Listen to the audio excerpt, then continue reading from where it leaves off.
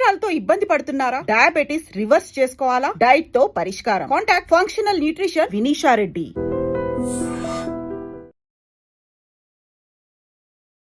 మహారాష్ట్రలో పనిచేస్తున్న మరో తెలుగు ఐపీఎస్ ఆఫీసర్ పేరు విశాల్ ఆనంద్ గారు.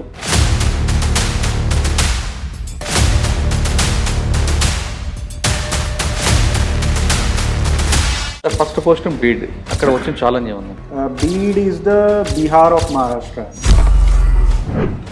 ఎందుకండి అక్కడ అంత ముద్ర పడింది? చాలా రీజన్స్ ఉన్నాయండి. ఏంటంటే మహారాష్ట్రలో ఏడీసీ వర్కే ఉంటుందండి. Literally the right hand of governor అన్నమాట. నేను అక్కడ రాజ్భవన్లో అపాయింట్ అయినప్పుడు మన విద్యాసాగర్ రావు సార్ గవర్నర్ ఉండే.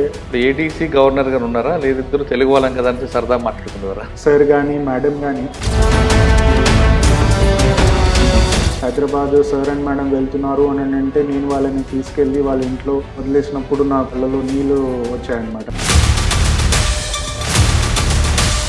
నాగ్పూర్లో గన్ కల్చర్ ఎక్కువ, గన్ చూపించి బెదిరిస్తుంటారు అనేది వాస్తవం అంటారు? తప్పకుండా నిజమే అండి. చాలా గ్రూసమ్ మర్డర్స్ నాగ్పూర్లో అవుతుంటాయి. ఆర్గనైజ్డ్ గ్యాంగ్స్ ఉంటాయి. ఆర్గనైజ్డ్ గ్యాంగ్స్ చాలా ఉన్నాయి. ఎందుకంటే మీరు చేసిన టైంలో మీకు బాగా గుర్తుండిపోయిన ఒక కేసుని స్టడీ చెప్తారా? మీటింగ్ కోసం అని పిలిచి అక్కడి నుంచి తనను తీసుకొని వెళ్ళి కొంచెం భయపెట్టించి తనను ఒప్పిద్దాము అన్నట్టు అనుకున్నారు. బట్ ఆ భయపెట్టియడంలో సార్ పర్సనల్ ఇంటరాక్షన్ అంటే ఏం చేస్తారు? చాలా మందికి జనరల్ పబ్లిక్ ఏమనిపిస్తుంది అని అంటే ఆ మనిషిని మొత్తం బట్టలు ఇప్పేసి లెఫ్ట్ రైట్ సెంటర్ కొట్టేస్తారు, టార్చర్ చేసేస్తారు అన్నట్టు. కానీ నేను బీడ్లో ఉన్నప్పుడు జనాలు అనేవాళ్ళు అనమాట, హైదరాబాదీ కస్టడీ అని. కస్టడీలో జ్యుడిషియల్ కస్టడీ, పోలీస్ కస్టడీ కాకుండా హైదరాబాదీ కస్టడీ కూడా ఉందా అని తెలీదు. తర్వాత తెలిసింది ఏంటంటే లాఠీకి పని చెప్తారా లేదా మైండ్కి పని చెప్తారా? Over the years usage of lathi అనేది చాలా తగ్గిపోయింది. దానికి చాలా రీజన్స్ ఉన్నాయి. ఎందుకంటే సివిల్ మ్యాటర్స్లో మీరు ఇంటర్ఫేర్ అవుతారా, లేదు ప్రాపర్గా కోర్టు పంపిస్తారు? సివిల్ మ్యాటర్ని కావాల్సుకొని కొంచెం క్రిమినల్ సైడ్లో పుష్ చేయడానికి చేస్తారన్నమాట. ఎందుకు అంటే క్రిమినల్ అయ్యింది అని అంటే పోలీస్ ఆ మ్యాటర్స్ టేకప్ చేసి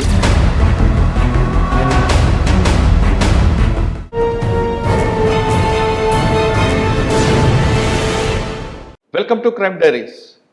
ఈ వారం మన గెస్ట్ మహారాష్ట్రలో పనిచేస్తున్న మరో తెలుగు ఐపీఎస్ ఆఫీసర్ పేరు విశాల్ ఆనంద్ గారు.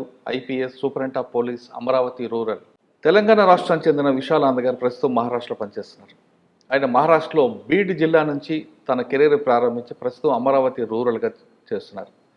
ఆయన మహారాష్ట్రకు వచ్చినప్పుడు వచ్చిన ఛాలెంజ్ ఏంటి, మహారాష్ట్రకు వచ్చిన తర్వాత ఆ ఛాలెంజ్ని ఏ విధంగా ఓవర్కమ్ చేశారు, ప్రస్తుతం అమరావతి రూరల్లో ఉన్న క్రైమ్ ఏంటి, అన్నిటికన్నా ఇంపార్టెంట్ సైబర్ క్రైమ్ మీద ఆయనకున్న ఫోకస్ ఏంటి, ఈ ప్రశ్నలు ఆయన అడిగి తెలుసుకోండి. సార్ నమస్తే. నమస్తే అండి. Thank you very much. Thank you. Welcome sir. మాకు ఎక్కడికి వెళ్ళినా తెలుగు వాళ్ళు బాగా కనిపిస్తున్నారు. మళ్ళీ చూడగానే వేరే స్టేట్లకు వెళ్ళి మన తెలుగు ఆఫీస్ చూడగానే అదొక ఆనందం అనిపిస్తుంటుంది. రేపు మన వాళ్ళు ఇక్కడ కూడా పవర్ చూపిస్తున్నారని. ప్లస్ ముందు ఒక ఆఫీసర్ని మేము ఇంటర్వ్యూ చేయాలనుకున్నప్పుడు తెలుగు ఆఫీసర్ వాళ్ళ గురించి రీసెర్చ్ చేస్తున్నప్పుడు అందరి గురించి గుడ్ వస్తుంటుందండి. ఎవరు అరే ఇలా చేయలేదు అలా చేయలేదు, nice officer, the best officer, innovation officer అని మన వాళ్ళని చెప్తుంటారు. అంటే అందరూ చేస్తున్నారు కానీ మన వాళ్ళు కొంచెం ఎక్కువగా జోష్ చూపిస్తుంటారు. ఆ పౌరుషం అదేమో. కానీ సార్ అమరావతి రూరల్, మీరు హైదరాబాద్కు చెందిన విశాల్ ఆనంద్ గారు మహారాష్ట్ర క్యాడర్కి వచ్చేసరికి నేను చెప్తున్నట్లుగా బీడ్ జిల్లా నుంచి మీ కెరీర్ స్టార్ట్ అయింది. ఫస్ట్ వచ్చినప్పుడు బీడ్లో ఉన్న ప్రాబ్లం ఏమొచ్చింది, ఏఎస్పీ, ఎస్పీ, తర్వాత నాగ్పూర్ ఎస్పీకి చేస్తారు, ప్రజెంట్ అమరావతి. ఒక్కొక్క ఏరియాకి ఒక్కొక్క క్రైమ్ నేచర్ కనిపిస్తుంటుంది. మహారాష్ట్ర చాలా పెద్దది, ఒక రిచ్ ఏరియా ఒకవైపు ఉంటే, మిడిల్ క్లాస్ ఒకవైపు ఉంటుంది, పూర్ క్లాస్ బిలో పావర్టీ అని ఒకటే కనిపిస్తుంది. మీరు బీడ్ దగ్గర నుంచి అన్ని కల్చర్ చూసుకుంటూ వచ్చారు. ఇక్కడికి వచ్చే క్రైమ్ నేచర్ ఎలాగుంటుంది, పబ్లిక్ యాటిట్యూడ్ ఎలాగుంటుంది, అన్నిటికన్నా ఇంపార్టెంట్ మహారాష్ట్ర పోలీస్ అనేది ఒకప్పుడు ఎన్కౌంటర్ స్పెషలిస్ట్, ఇప్పుడు మహారాష్ట్ర అనేది దేశంలోనే నెంబర్ 1 ప్రొఫెషనల్ పోలీసింగ్ తయారైంది. దానికి కారణం ఏంటి, ఇవన్నీ చెప్పే ముందు ఒకసారి విశాలానంద గారి కుటుంబ నేపథ్యం ఇక్కడ రావడానికి అంటే హైదరాబాద్ టు మహారాష్ట్ర మీ జర్నీ చెప్పండి. థ్యాంక్ యూ వెరీ మచ్ అండి. It's pleasure. తెలుగు వాడిని, I'm happy Thank you. Maharashtra కాడర్లో ఐపీఎస్ లాగా ఇచ్చేయడం. అండ్ మీరు ఎలా అయితే చెప్పారో ఇట్ ఈస్ అబ్సల్యూట్లీ ట్రూ. చాలా తెలుగువారు ఉట్టి మహారాష్ట్రనే కాకుండా మొత్తం దేశం కాకుండా మొత్తం వరల్డ్లో కూడా వాళ్ళ సైడ్ నుంచి పాజిటివ్గా కాంట్రిబ్యూట్ చేస్తున్నారు. అది మన ల్యాండ్ కానీ, మన భాష కానీ, మన కల్చర్ కానీ అనుకోండి, పాజిటివ్ కాంట్రిబ్యూషన్ ఏదైతే సొసైటీకి ఉందో అది చేస్తున్నారు. And very happy and also glad నేను ఒక తెలుగు వాళ్ళని. నా పర్సనల్ జర్నీ అంటారా, నేను బోర్న్ అండ్ బాటప్ హైదరాబాద్. ఇద్దరు parents government employees. So middle class family ఉండే దీనికి చిన్నప్పటి నుంచే ఫ్యామిలీ ఏంటంటే ఎడ్యుకేషన్ మీద బాగా ఫోకస్ చేసిండే అనమాట. సో అలానే కంటిన్యూ చేసుకుంటూ I graduated in electrical engineering from IIT Roorkee. IIT మీకు తెలిసే ఉంటుంది, తెలుగు స్టేట్స్లో ఇంజనీరింగ్, మెడిసిన్ అన్నట్టు ఏదైతే ఫోకస్ ఉంటుందో అది అలానే నడుచుకుంటూ వెళ్ళింది. సో దట్ ఈస్ వై ఐఐటిలో సెలెక్ట్ అయితే that was a big achievement at least back then. So 4 years engineering చేశాక ఒక డైలమా ఉండే, ఏంటి అంటే ఫర్దర్గా ఏం చేయాలి అన్నట్టు. అన్లైక్ అదర్ పర్సన్స్ బయట యుఎస్ వెళ్ళి సెటిల్ అయ్యే ఉద్దేశం నాకు పర్సనల్గా లేకుండే అనమాట. So rather than that this was one option which I choose.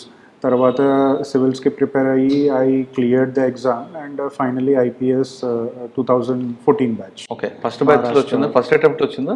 Third attempt అండి. థర్డ్ అటెంప్ట్లో డైరెక్ట్ ఐపీఎస్ సెలెక్షన్ వచ్చి మహారాష్ట్ర కాడర్లో వచ్చాను అనమాట. ఓకే సార్, మీరు మూడో అటెంప్ట్ కొట్టారు కదా, ఫస్ట్ అటెంప్ట్ సెకండ్ అటెంప్ట్లో మిస్ అయినప్పుడు ఎందుకురా మళ్ళీ ట్రై చేస్తున్నానని మీకు కానీ, లేదంటే ఆల్రెడీ మీరు ఇంజనీరింగ్ అయింది కదా, జాబ్ చేసుకుని మంచి లక్షల జీతం వచ్చి జాబ్ అని చూసి పెట్టి ఇదెందుకు అని మీ పేరెంట్స్ కానీ, ఇవన్నీ వద్దు అని మీ ఫ్రెండ్స్ కానీ మీకు ఏమైనా డిసప్పాయింట్ చేస్తారా, లేదా సపోర్ట్ చేసుకొచ్చారా? డిసప్పాయింట్మెంట్ అంటే నాకే ఎక్కువ డిసప్పాయింట్మెంట్ ఉండే అండి. ఎందుకంటే ఫ్రెండ్స్ అందరూ సెటిల్ అయిపోయి ఉంటారు. ట్రూ అదే అంటున్నాను కదా. అంటే నా కాలేజ్ బ్యాచ్మేట్స్ ఐఐటి రూర్కీ ఐఎస్ఆర్కి కాలేజ్ బ్యాచ్మేట్స్ అందరూ ఐదర్ ఎంబీఏ చేసుకుంటూ ఐఐఎంలో ఉండేవాళ్ళు, లేదా యుఎస్కి వెళ్ళి ఎంఎస్ అని ఫర్దర్ స్టడీస్ అక్కడ చేసేవాళ్ళు, లేదా అదర్వైజ్ కార్పొరేట్లో మంచి శాలరీ ప్యాకేజ్తోని వర్క్ చేస్తుండేవారు. వాళ్ళందరితో కంపేర్ చేస్తే నేను ఒక పాజ్ మోడ్లో అయిపోయింది నా లైఫ్ అనే కొంచెం ఆ బర్డెన్ అనేది అనిపించింది. కానీ ఇంగ్లీష్లో ఒక సామెత ఉన్నది, ఏంటి అంటే 1 generation's aspirations are the next generations burdens అనేది. అంటే ఒక జనరేషన్ ఏదైతే ఆస్పిరేషన్స్ ఉంటుందో అది నెక్స్ట్ జనరేషన్కి బర్డన్ లాగా అన్నట్టు అంటారు. I don't believe it. But ఏంటంటే మా ఫాదర్కి ఒక ఆశ ఉండేది, ఏంటి అని అంటే he wanted to become an IAS. But unfortunately తన లైఫ్ సర్కమ్స్టాన్సెస్లో తను చేసిన ఛాలెంజెస్ అవన్నీ దానివల్ల he couldn't do that. So అందుకే my dad wanted me to get into services. More specifically IAS అనేది మా ఫాదర్కి చాలా ఇది ఉండేది అనమాట. సో ఆ టైంలో మా ఫాదరే కాకుండా మై మదర్, మై సిస్టర్ అందరూ సపోర్ట్ చేశారు. ఫస్ట్ అటెంప్ట్లో క్లియర్ అంటే పాజిటివ్ రిజల్ట్ రానప్పుడు, అంటే పార్షియలీ పాజిటివ్ వచ్చిండే. I cleared prelims both in first attempt and second attempt, కానీ మెయిన్స్ క్లియర్ కాకుండా ఉండేదన్నమాట.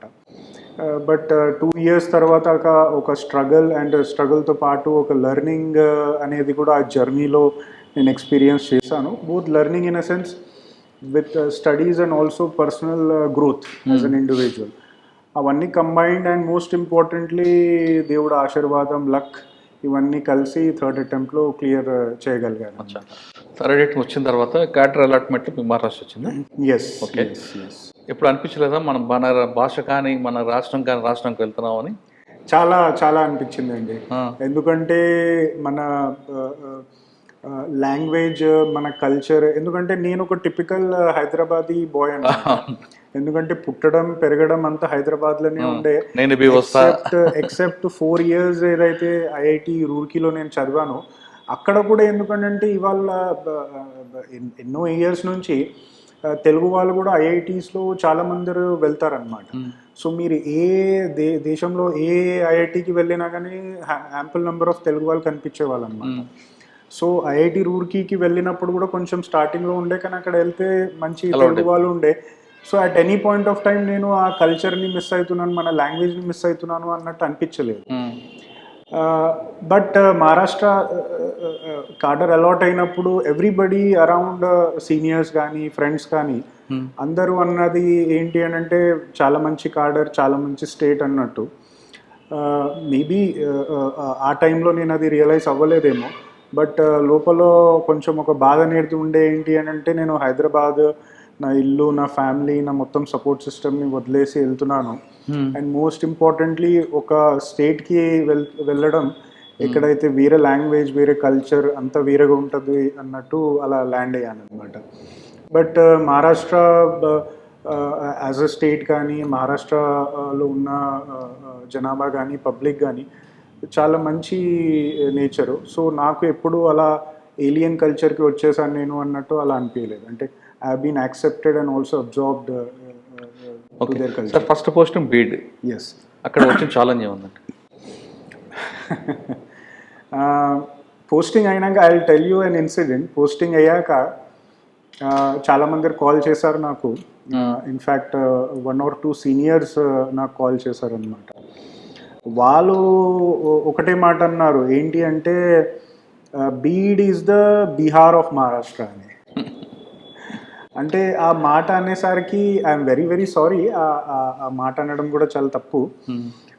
అక్కడ ఏంటంటే మనము బీడ్ని కూడా తక్కువ చేసి మాట్లాడుతున్నట్టు అయిపోయింది, బీహార్ని కూడా తక్కువ చేసి మాట్లాడుతున్నట్టు అయిపోయింది, అండ్ మహారాష్ట్రాని కూడా తక్కువ చేసి మాట్లాడదాం అన్నట్టు అయిపోయింది. But that was not the intention.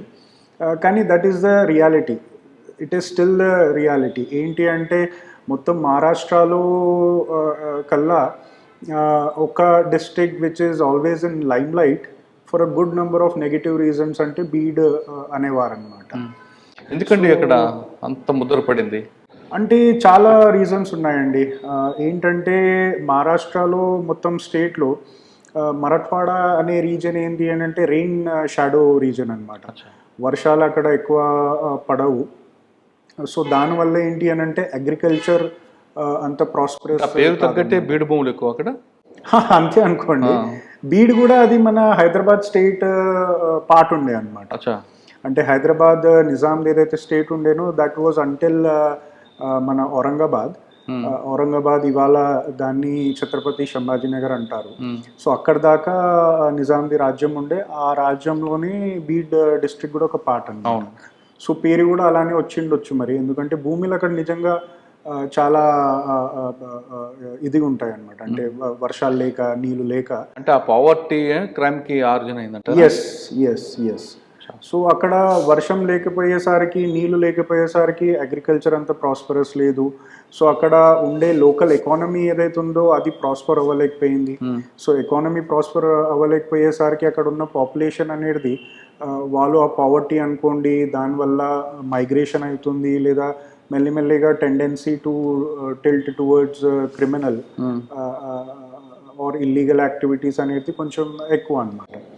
But thankfully, over the years, with successive governments, ఈ ఇష్యూని అడ్రస్ చేయడానికి ట్రై చేశారు. అంటే ఓన్లీ రెయిన్ ఫెడ్ అగ్రికల్చర్ కాకుండా ఇరిగేషన్ ఫెసిలిటీస్ ఇంప్రూవ్ చేసి అక్కడ ఇది చేయడం అనేది ప్రస్తుతం నడుస్తుంది. And that is being clearly seen in crime also. అంటే క్రైమ్ ఏదైతే ఉందో అది తగ్గుతుంది. ఓకే, అంటే మీరు చేసిన టైంలో మీకు బాగా గుర్తునిపిన ఒక కేసుని స్టడీ చెప్పగలరా? మీరు ఎక్కువగా క్రిమినల్ సైకాలజీ వాటి మీద ఎక్కువ రీసెర్చ్ ఎక్కువ చేస్తారు కాబట్టి అడుగుతాను. అలా ఏం లేదండి, అంటే ఇట్స్ పర్సనల్ ఎక్స్పీరియన్స్ అనుకోండి. నేను అంత సీనియర్ ఆర్ అంత ఇది కూడా కాదు that I have researched or anything. But yes tendency ఉండే. అక్కడ నేను రీచ్ అయ్యి అక్కడ పరిస్థితి చూస్తే నాకు కూడా అనిపించింది. ఎందుకంటే that was my first experience with Maharashtra. Maharashtra is the powerhouse of India అంటారు. Economic powerhouse, cultural powerhouse, అన్ని విధాలుగా. అలాంటిది బీడ్కి వెళ్ళేసరికి అది ఎగ్జాక్ట్ ఆపోజిట్ పిక్చర్ నాకు కనిపించింది అనమాట. అండ్ ఆల్సో మహారాష్ట్రలో నేను వెళ్ళడం, వేరే లాంగ్వేజ్ వేరే కల్చర్ అనేది అది. సో ఇదంతా ఒక కల్చరల్ షాక్ లాగా నాకుండే. బట్ ఇనీషియల్ 6 months అయ్యాక I settled down. And one of the instances మీరు ఏదైతే అడిగారో ఏంటి అంటే, అక్కడ పర్లి అనే ఒక తాలూకా ఉందన్నమాట, తాలూకా ప్లేస్. అందులో XYZ పర్సన్ తను ప్రాపర్ ఒక 5-6 తీసుకొని ఒక చిన్న గ్యాంగ్ లాగా ఫామ్ చేసి illegal land grabbing, land sharks ఏదైతే అంటారో అది కానీ, లేదా ఎక్స్టార్షన్ కానీ, ఇదన్నీ చేసుకుంటూ ఉండేవాడు అనమాట. అండ్ టు ఎబెట్ కొంచెం పొలిటికల్ సపోర్ట్ కూడా తనకి ఉండేది. అంటే అది ఆర్గనైజ్డ్ క్రైమ్ అండి? ఆర్గనైజ్డ్ క్రైమ్ అనుకో. ఓకే. సో నార్మల్గా నా every 10 year around 1.5 to 2 years ఉంటుంది. సో వెళ్ళాక 6 monthsలో చూస్తే అక్కడ పరిస్థితి ఉండే. ఇంకొకటి పోలీసింగ్లో వన్ థింగ్, పోలీసింగ్ అనే కాదు, I think any administration also, మనం చిన్నగా ఉన్నప్పుడు స్కూళ్ళలో కూడా చూసామనుకుంటాను. ఏంటంటే ఒక 100 మంది పిల్లలు స్కూల్లో క్లాస్ రూమ్లో కూర్చొని ఉంటే అందరూ ని సెట్ చేసే అవసరం టీచర్కి లేదు. అందులో ఒక్కోరు ఎవరైతే చాలా ఇదిగా ఉంటారో తనని పట్టుకొని తనని ఐడెంటిఫై చేసి తనని టైట్ చేస్తే మిగతా వాళ్ళందరూ సెట్ రైట్ అయిపోతారు అనమాట. సో సేమ్ లాజిక్ నేను కూడా అప్లై చేశాను. ఎందుకంటే లాజిస్టికల్లీ అందరు 100 మంది మీద చేయడం కూడా పాసిబుల్ కాదు. సో అలా స్టడీ చేస్తే this individual came out to be the best suited అని. ఏం చేశారండి? సో తనని ఐడెంటిఫై చేసి ప్లాన్ చేసి ఓవర్ కోర్స్ ఆఫ్ 1 month తన యాక్టివిటీస్ని మానిటర్ చేసుకుంటూ, తన గ్యాంగ్ మెంబర్స్ ఎవరు అని చూసుకుంటూ, అండ్ వాట్ ఎవర్ వాళ్ళు ఇనిషియేట్ చేస్తే, ఎందుకంటే తన పేరు మీద, తన గ్యాంగ్ పేరు మీద భయం కూడా ఉండేది జనాలకి. సో జనాలను కొంచెం కన్విన్స్ చేసి వాళ్ళతోని పోలీస్ స్టేషన్కి వాళ్ళని పిలిపించి వాళ్ళ కంప్లైంట్ రిజిస్టర్ చేయడము, అండ్ దాన్ని కొంచెం కాన్ఫిడెన్షియల్ పెట్టడం, ఇదంతా చేసేసరికి finally we were able to book that person and along with his gang under Makoka anamata. Moka? Yes. The Maharashtra organized? Yes. Maharashtra organized crime. ఈ యాక్ట్ స్టార్ట్ ఇక్కడ నుంచి అయింది అంటే, Mumbai has been the economic capital of India. Economic capital ఉండేసరికి positive సైడ్లో good, but it also draws out criminals అనమాట, criminal gangs. వాళ్ళు వచ్చేసి స్మగ్లింగ్ కానీ, మన ఎక్స్టార్షన్ కానీ, ల్యాండ్ గ్రాబింగ్ ఇవన్నీ చేసేవాళ్ళు అనమాట. సో స్మగ్లింగ్ వచ్చేసి అది కస్టమ్స్ అండ్ వాళ్ళ అండర్లో వస్తుంది, they have a separate loss.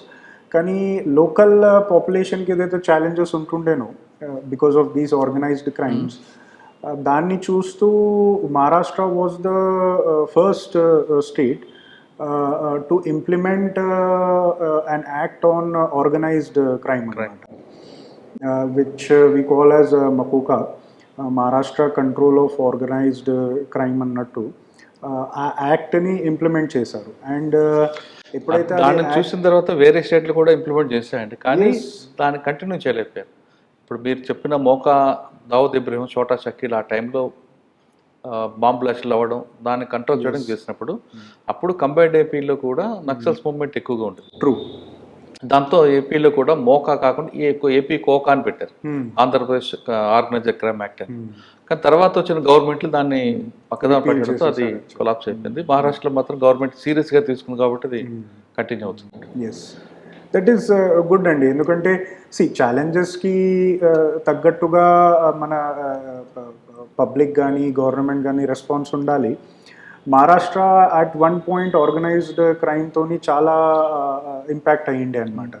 అంటే the cream of the society, businessmen వాళ్ళని అయితే టార్గెట్ చేస్తుండే, బట్ ఆల్సో జనరల్ పబ్లిక్ కూడా చాలా ఇదవుతుండే అనమాట.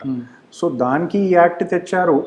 యాక్ట్ లైక్ ఎనీథింగ్ 100లో 1-2 ఇన్స్టెన్సెస్ నెగిటివ్ ఉండొచ్చు, బట్ ఓవరాల్ యాక్ట్ బాగానే పనిచేస్తుంది ఇప్పటిదాకా కూడా, అండ్ చేస్తుంది కూడా. And over the years act ఇంప్లిమెంటేషన్ని చాలా ఇంప్రూవ్ చేశారు, సో దాట్ ఆ యాక్ట్ని మిస్యూజ్ చేయకుండా ఆపడానికి కోసం అన్నట్టు. అది గవర్నమెంట్ కూడా చేసింది, కోర్ట్స్ కూడా చేయగలిగాయి. అండ్ ప్రాబబ్లీ అందుకే అనుకుంటాను అది ఏదైతే మకూకా యాక్ట్ ఏదైతే మహారాష్ట్ర గవర్నమెంట్ తెచ్చిందో సేమ్ టు సేమ్ ఢిల్లీలో it has been implemented. Name పేరు కూడా వాళ్ళు చేంజ్ చేయలేదు అనమాట. మీరు ఏదైతే ఆంధ్రప్రదేశ్ది చెప్పారో యునైటెడ్ ఆంధ్రప్రదేశ్ది, అట్లీస్ట్ అక్కడ పేరు చేంజ్ చేసి Andhra Pradesh control on organised crime పెట్టారు.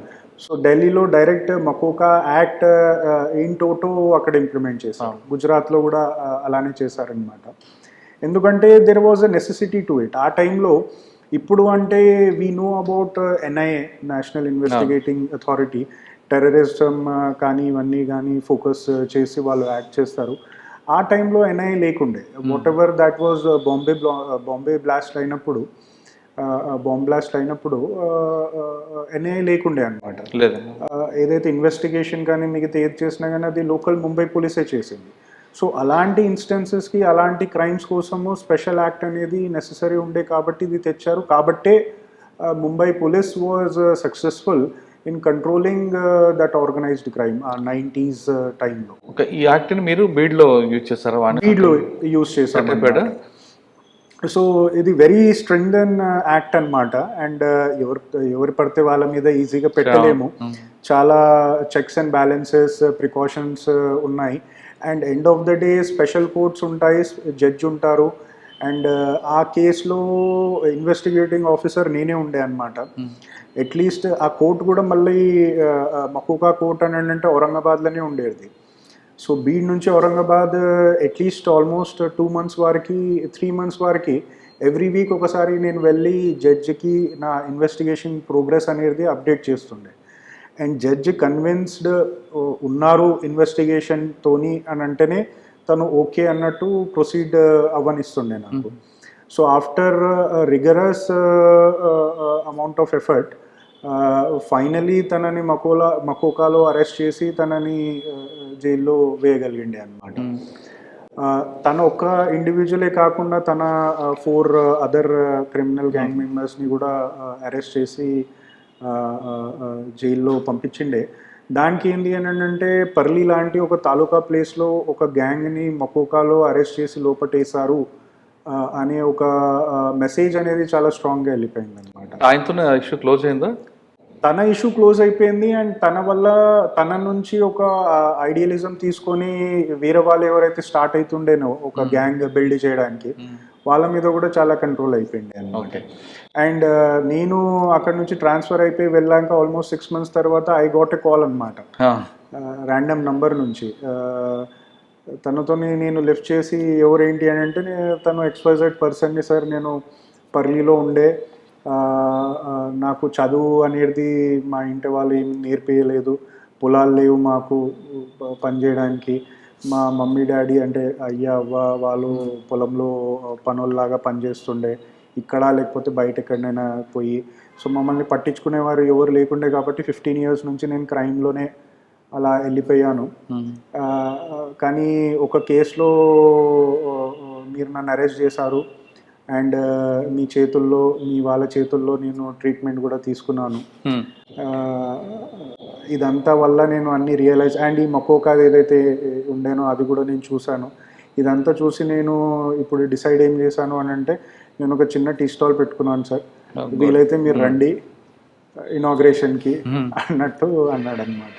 సో నేను అదే అన్నా, నేను ఒక పొలిటికల్ పర్సన్ని కాదు, నేను వచ్చి ఇనాగ్రేట్ చేయడం కరెక్ట్ కాదు, మీరు వెళ్ళండి, but when ever time possible నేను వచ్చి ఒక విజిట్ చేస్తాను అక్కడ అన్నట్టు అన్నాను అనమాట.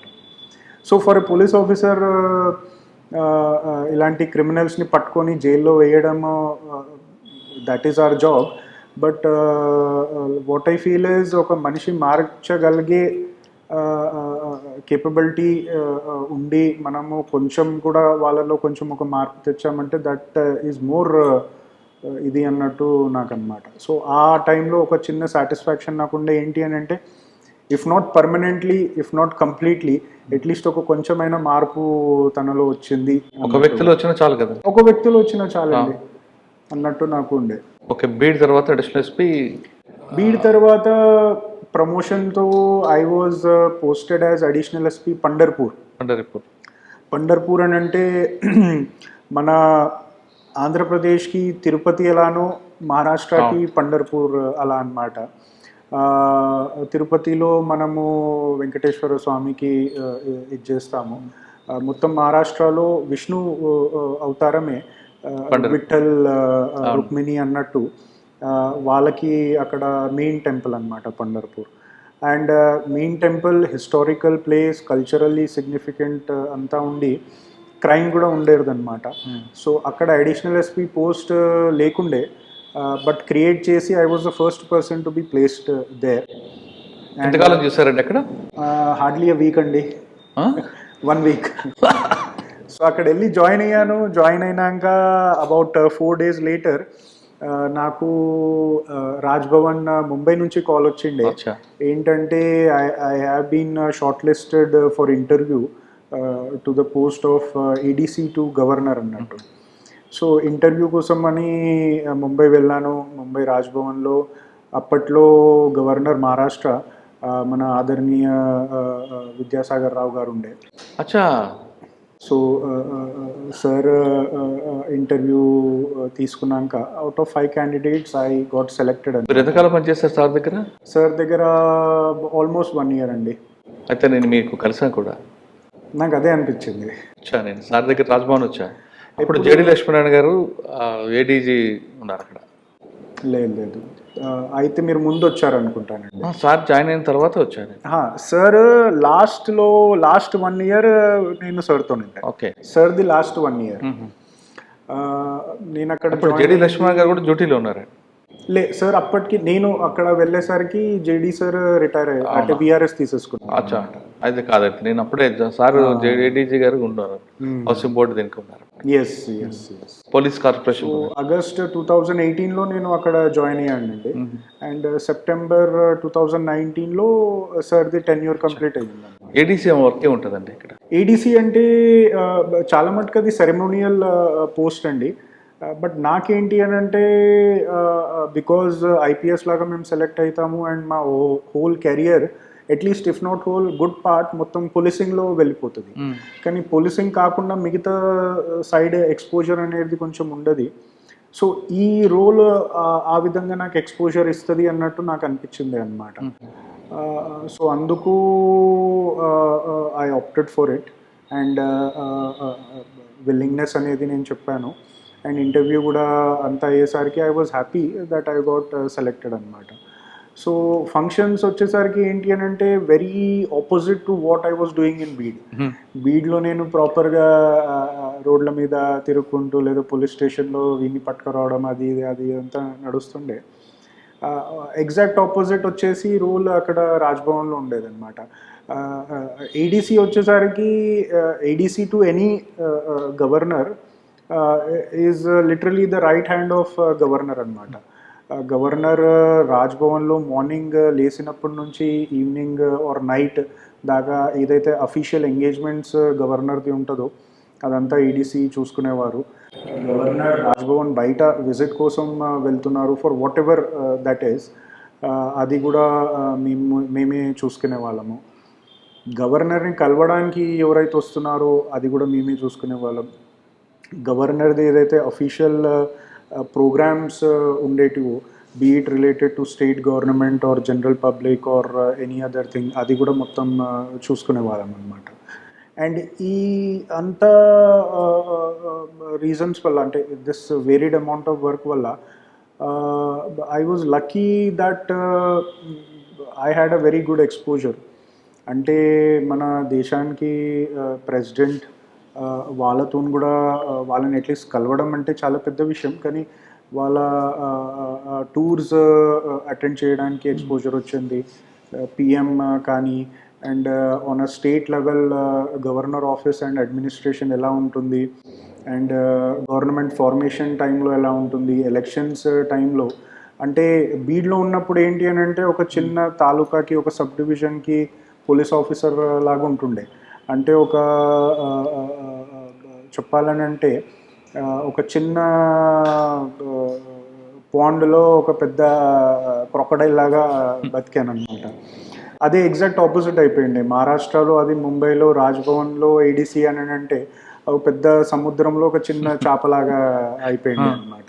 బట్ అది ఒక మంచి ఎక్స్పోజర్, ఎందుకంటే టాప్ టు డౌన్ ఏదైతే ఉంటుందో, ఒక బర్డ్స్ ఐ వ్యూ ఏదైతే అంటారో అది కలిగిండే నాకు అక్కడ. ఓకే. ఆ పోస్టులు సాధారణంగా ఎక్కువ వీవీఐపీలతో పరిచయాలు పెరుగుతాయి, తర్వాత కొంతమంది దాన్ని మిస్యూజ్ చేస్తారని వాడుతుంది, నిజమంటారా? చేయడానికి ఎక్కడైనా చేయొచ్చు అన్నట్టు నా ఇదే అండి. ఎందుకు అంటే మిస్యూజ్ చేస్తే నాకేంటి నష్టము, తర్వాత ఫ్యూచర్లో నాకేమన్నా నష్టం అవుతుందా, ఆర్ నాకు కలగకపోయినా కానీ నా తోటి వారికి ఏమి నష్టం కలగవచ్చు అనేది ఒకసారి చూడాలి. నేను అక్కడ రాజ్భవన్లో అపాయింట్ అయినప్పుడు మన విద్యాసాగర్ రావు సార్ గవర్నర్ ఉండే. గవర్నర్ పోస్ట్లో తను కూర్చోవడం అది పక్కన పెడితే మనిషి అయిన దేవుడు లాంటి మనిషి. అలాంటిది నేను ఏమన్నా తప్పు చేసి నాకు ఏదన్నా అవ్వడమే కాకుండా ఆయన పేరుకి, ఆయన కూర్చున్న కుర్చీకి నేను ఏమన్నా హాని చేస్తానేమో అనే ఒక దీంతో వల్ల నేను ఎప్పుడూ అలాంటిది ఏమీ చేయలేదు. తెలియకుండా కొన్ని తప్పులు జరిగిపోయి ఉండొచ్చు, అది సార్కి కూడా తెలిసింది. అండ్ తెలియకుండా తప్పులు చేస్తే సార్ ఏమనుకునేవారు కాదనమాట. కానీ తెలిసి నేను తప్పు చేస్తున్నాను అని అది తెలిసి కూడా తప్పు చేస్తే దెన్ మనకి కెరియర్కి నాకు ఇబ్బందిగా ఉండేది. అండ్ మోర్ దాన్ దట్ ఒక మనిషి ఇమేజ్ ఏదైతే ఒక ఆఫీసర్ ఇమేజ్ అన్నట్టు నాదేదైతే నెక్స్ట్ 30-40 years ఉండేది, అది డ్యామేజ్ అవుతుంది అన్నట్టు అదొక భయం ఉండే. అండ్ ఆయన దేవుడు లాంటి మనిషి, నా వల్ల ఆయనకి ఏమీ ఇది రావద్దు అన్నట్టు కూడా ఒకటి ఉండే. సార్ది టెన్యూర్ అంటే నా 4 years టెన్యూర్లో స్టార్టింగ్ 1 year నేను సార్ అండర్లో పనిచేశాను, మన Vidyasagar Rao sir. Next 3 years వచ్చేసి మన భగత్ సింగ్ కోషియారి అని ఉత్తరాఖండ్లో ఎక్స్ సీఎం ఉండే అనమాట. తను గవర్నర్ మహారాష్ట్ర లాగా అపాయింట్ అయ్యారు, తన కింద నేను ఏడీసీ లాగా చేసిండే. Although personalities Vidyasagar Rao sir and Bhagat Singh Koshyari sir చాలా డిఫరెంట్, బట్ ఆయన కూడా దేవుడు లాంటి మనిషే. సో ఆయన నుంచి కూడా నేను చాలా నేర్చుకున్నాను. సో ఆయనకు కూడా ఏమన్నా నేను చేసే దానివల్ల ఆయన పేరుకి, ఆయన దీనికి ఏమి ఇది కావద్దు అన్నట్టు అదొక భయం కూడా ఉంది. సార్ సార్ దగ్గర పనిచేస్తారు, విద్యాసాగర్ దగ్గర. ఇప్పుడు ఏడీసీ గవర్నర్ గారు ఉన్నారా, లేదా ఇద్దరు తెలుగు వాళ్ళం కదా అంటే సరదా మాట్లాడుకునేవారా? సార్ నేను ఆయన డిక్టేట్ చేసినప్పుడు ఎలాగుండేదండి? ఇంగ్లీష్లోనే మరాఠీ చెప్పేవారా, లేదా తెలుగు వాళ్ళ విషయాలు అని పిలుచుకొని మాట్లాడేవారు? అంటే ఒక సామెత ఉందండి, ఏంటి అని అంటే ఇది మాది సరే అన్నట్టే కాదు, నార్మల్గా ఒక రూమ్లో ఇద్దరు తెలుగు వాళ్ళు కలిస్తే ఎవరు లేరు అంటే వాళ్ళు తెలుగులోనే మాట్లాడతారండి. సో సార్తోని నేను డైరెక్ట్గా 1-to-1 ఇంటరాక్షన్, అది ఎవరు లేరు చుట్టూ అని అంటే సార్ ఎప్పుడు తెలుగులోనే మాట్లాడేవారు, నేను కూడా తెలుగులోనే మాట్లాడుతుండే. But in presence of others, అంటే వాళ్ళ ఫ్యామిలీ మెంబర్స్ కాకుండా మిగతా బయట వారు ఎవరున్నా కానీ సార్ ఇంగ్లీష్లోనే నాకు చెప్తుండే, అలానే నేను కూడా రెస్పాండ్ కూడా ఇంగ్లీష్లోనే అవుతుండే. ఏంటి అని అంటే మనము మన లాంగ్వేజ్కి కంఫర్టబుల్ ఉంటాము, బట్ ఒక అఫీషియల్ కెపాసిటీలో పబ్లిక్ ముంగట మనము వాళ్ళకి తెలియని లాంగ్వేజ్లో మాట్లాడుతున్నామంటే వాళ్ళు తప్పుగా తీసుకోవచ్చు, లేదా వాళ్ళకి ఆడ్గా అనిపించవచ్చు. అది చూస్తూ సార్ ఏంటి అంటే ఇన్ ఫ్రంట్ ఆఫ్ అదర్స్, అంటే వాళ్ళ ఫ్యామిలీ కాకుండా మిగతా వాళ్ళ ముంగట ఎప్పుడు ఐదర్ ఇంగ్లీష్ ఆర్ హిందీలోనే మాట్లాడారు. ఓకే, 1 year పనిచేస్తారు సార్ దగ్గర, మీరు గవర్నర్ రాజ్భవన్ ఉన్నారు. ఎస్. మన పండుగలని బాగా ఎంజాయ్ చేసేవారా సార్? చాలా అండి. సార్తోని అఫీషియల్గా సార్ అండర్లో పనిచేసాము, బట్ సార్ కన్నా బాగా మేడం మమ్మల్ని చూసుకున్నారు. నన్నే కాకుండా నాది అప్పుడే జస్ట్ రీసెంట్గా పెళ్ళి అయ్యి నా వైఫ్తోని నేను అక్కడ వెళ్ళాను. సో మేము ఉండే అఫీషియల్ రెసిడెన్స్, అక్కడ ఉన్న బేసిక్ ఫెసిలిటీస్ కానీ, నేను పెళ్ళి కాకముందు బ్యాచిలర్ లాగా ఉన్నప్పుడు రాజ్భవన్ నుంచే పేమెంట్ బేసిస్లో ఫుడ్ నేను తినేవాడిని. సో ఆ ఫుడ్ విశాల్కి ఏమి వెళ్తుంది అనేది కూడా మేడం చూస్తుండే అనమాట. అంటే ఒక తల్లి లాంటి స్వభావం ఉన్న లేడీ మేడము ఒక కొడుకు లాగానే నన్ను చూసేది. సో ఒక ఫ్యామిలీ బాండింగ్ లాగా అనిపించింది. పండుగ వచ్చిందంటే మీకు ఇంకా పండుగ వచ్చిందని అంటే మేడం తప్పకుండా మమ్మల్ని పిలుస్తుండే, ఇంట్లో గణపతి పెట్టారు, ఇది పెట్టారు, మీరు రండి, వచ్చి దర్శనం చేసుకొని ప్రసాదం తీసుకొని వెళ్ళండి అన్నట్టు ఉంటుండేది అనమాట. అప్పుడు ఒక ఫ్యామిలీ లాగానే ఇది చేస్తుండే. మేబీ అందుకేనేమో, ఎందుకంటే సార్ది టెన్యూర్ అయిపోయి సార్ ఫైనల్గా హైదరాబాద్ సార్ అండ్ మేడం వెళ్తున్నారు అని అంటే నేను వాళ్ళని తీసుకెళ్ళి వాళ్ళ ఇంట్లో వదిలేసినప్పుడు నాకు కళ్ళలో నీళ్ళు వచ్చాయన్నమాట. అంటే I was on the verge, బాగా ఎమోషనల్ అయిపోయాను. అంటే సార్ కానీ మేడం కానీ ఒక ఆదర్శ దంపతుల్లాగా ఇద్దరు అన్నమాట. తర్వాత ఎక్కడికి వచ్చారు sir first posting? Sorry, first posting after that అంటారా? సో ఏడీసీ లాగా 4 years ఉండిన తర్వాత I was posted as SP Nagpur అండి. Nagpur rural, okay. SP Nagpur rural. Mumbai, Pune తర్వాత నెక్స్ట్ నాగ్పూరే వచ్చేది. అండ్ సిటీస్లో Mumbai obviously Mumbai economic hub ఉండడం వల్ల, బట్ నాగ్పూర్ ఏదైతే లొకేషన్ ఉందో మొత్తం ఇండియాది మ్యాప్ మీరు చూస్తే ఆల్మోస్ట్ అది సెంటర్లో వచ్చేస్తుంది అనమాట. సో ఇల్లీగల్ యాక్టివిటీస్కి కానీ క్రిమినల్ గ్యాంగ్స్ కానీ ఏదైనా కానీ అదొక లాజిస్టికల్ హైవే లాగా అనమాట. North to south, east to west అనేది అంత ఒక క్రిస్ క్రాస్ అయ్యే జంక్షన్ లాంటిది అనమాట. సార్ ఇది కాకుండా కమ్యూనిటీ కూడా ఎక్కువ ఉంటుంది కదా? ఎస్, క్రైమ్ అది కూడా మర్డర్స్ కానీ చాలా గ్రూసమ్ మర్డర్స్ నాగ్పూర్లో అవుతుంటాయి. ఆర్గనైజ్డ్ గ్యాంగ్స్ చాలా ఉన్నాయి. ఎందుకంటే మహారాష్ట్రనే కాకుండా ఏదైతే ఛోటా నాగ్పూర్ ప్లాటూ ఏదైతే అంటారో ఆ ఛోటా నాగ్పూర్ ప్లాటూకి మోస్ట్ ఇంపార్టెంట్ సిటీ నాగ్పూర్ అనమాట, అక్కడనే ఉన్నది. అండ్ ఈ Chota Nagpur plateau and adjacent areas are the mining hubs of India. అంటే మీరు జంషేద్పూర్ నుంచి తీసుకొని మన సింగరేణి వారికి ఏదైతే కోల్ బెల్ట్ ఉందో, లేదా ఐరన్ ఓర్ మైనింగ్ ఏదైతే మైనింగ్కి క్రక్స్ ఆఫ్ మైనింగ్ ఏదైతే ఇండియాలో అవుతుందో అది ఇదే రీజన్లో అవుతుంది. అండ్ ఆ రీజన్కి ఒక ఎకనామిక్ క్యాపిటల్ అనేది నాగ్పూర్ అనమాట. సో దానివల్ల క్రిమినల్ గ్యాంగ్స్, మైనింగ్లో ఇన్వాల్వ్ అయిన వాళ్ళు, లేదా లేబరర్స్ ఎవరైతే మైగ్రేట్ అయ్యి అక్రాస్ ఇండియా అక్కడ వచ్చి ఆ మైనింగ్ దీంట్లో పనిచేసే వాళ్ళు, సో చాలా మిక్స్ పాపులేషన్ ఉండేది. అండ్ దానివల్ల mixed challenges in terms of crime, law and order అన్ని విధాలుగా ఉండే ప్లేస్ అనమాట నాగ్పూర్. సార్ అటువంటి కల్చర్లో మీ మార్క్ ఏముందండి, మీ బాగా గుర్తుండిపోయే సంఘటన? మీరు అక్కడ మోకా యూజ్ చేస్తారు, ఇక్కడ కూడా మోకా పెట్టుంటారు, కాకుండా ఇంకా కేసు డిటెక్షన్లో కానీ కన్వర్షన్లో కానీ? మైనింగ్ది చాలా పెద్ద ఇష్యూ ఉండేదండి అక్కడ. లైక్ ఏదైతే నేను చెప్పానో, సో దానికి మొకోకా అనేది అవసరం ఉండే అన్నమాట. బట్ మైనింగ్లో ఒకటి అబ్జర్వ్ చేసింది ఏంటి అని అంటే పిల్ఫరేజ్ అనేది చాలా ఎక్కువ. అంటే దొంగతనం లిటరల్ చెప్పాలి అని అంటే, ఇప్పుడు ఒక 100 kilos బొగ్గుని మైన్ల నుంచి ఎక్స్ట్రాక్ట్ చేస్తే అది ఫైనల్గా మార్కెట్లో వెళ్ళేసరికి ఒక 50-60% మిగిలేది. మిగతా 30 to 40% అనేది మిగతా మధ్యలోనే ఇదైపోతుండే. సో దానివల్ల గవర్నమెంట్కి అయితే లాస్, పబ్లిక్కి కూడా లాస్, ఎందుకంటే అది పబ్లిక్ ధనము. కానీ 40% ఏదైతే ఎక్స్ట్రాక్ట్ చేస్తుండేనో అది ఎక్స్ట్రాక్ట్ చేయడానికి ఒక పెద్ద క్రిమినల్ లెక్సస్ ఉండేది.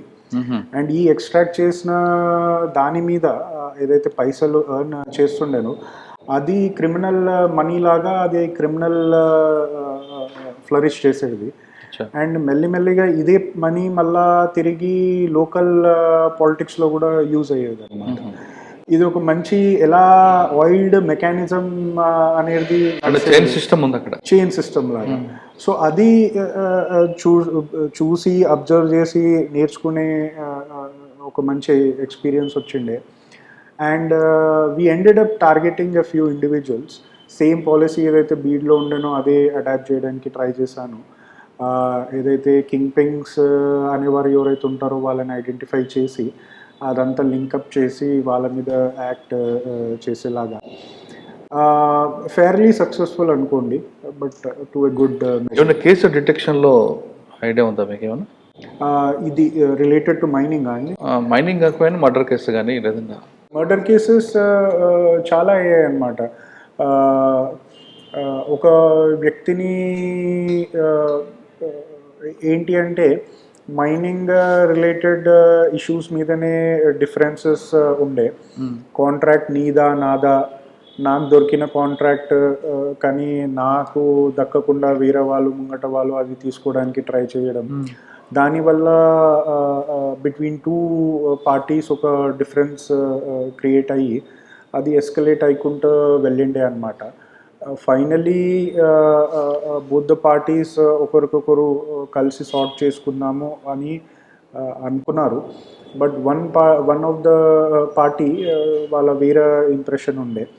సో ముందటి వాడిని మీటింగ్ కోసం అని పిలిచి అక్కడి నుంచి తనను తీసుకొని వెళ్ళి కొంచెం భయపెట్టించి తనను ఒప్పిద్దాము అన్నట్టు అనుకున్నారు. బట్ ఆ భయపెట్టియడంలో మ్యాటర్స్ ఎస్కలేటెడ్ అండ్ తనని షూట్ చేసి చంపేశారనమాట. సో ఈ ఇన్సిడెంట్ అయినాక ఆబ్వియస్లీ అక్కడ పబ్లిక్ మూడ్ కూడా అలా ఇదైపోయిండే.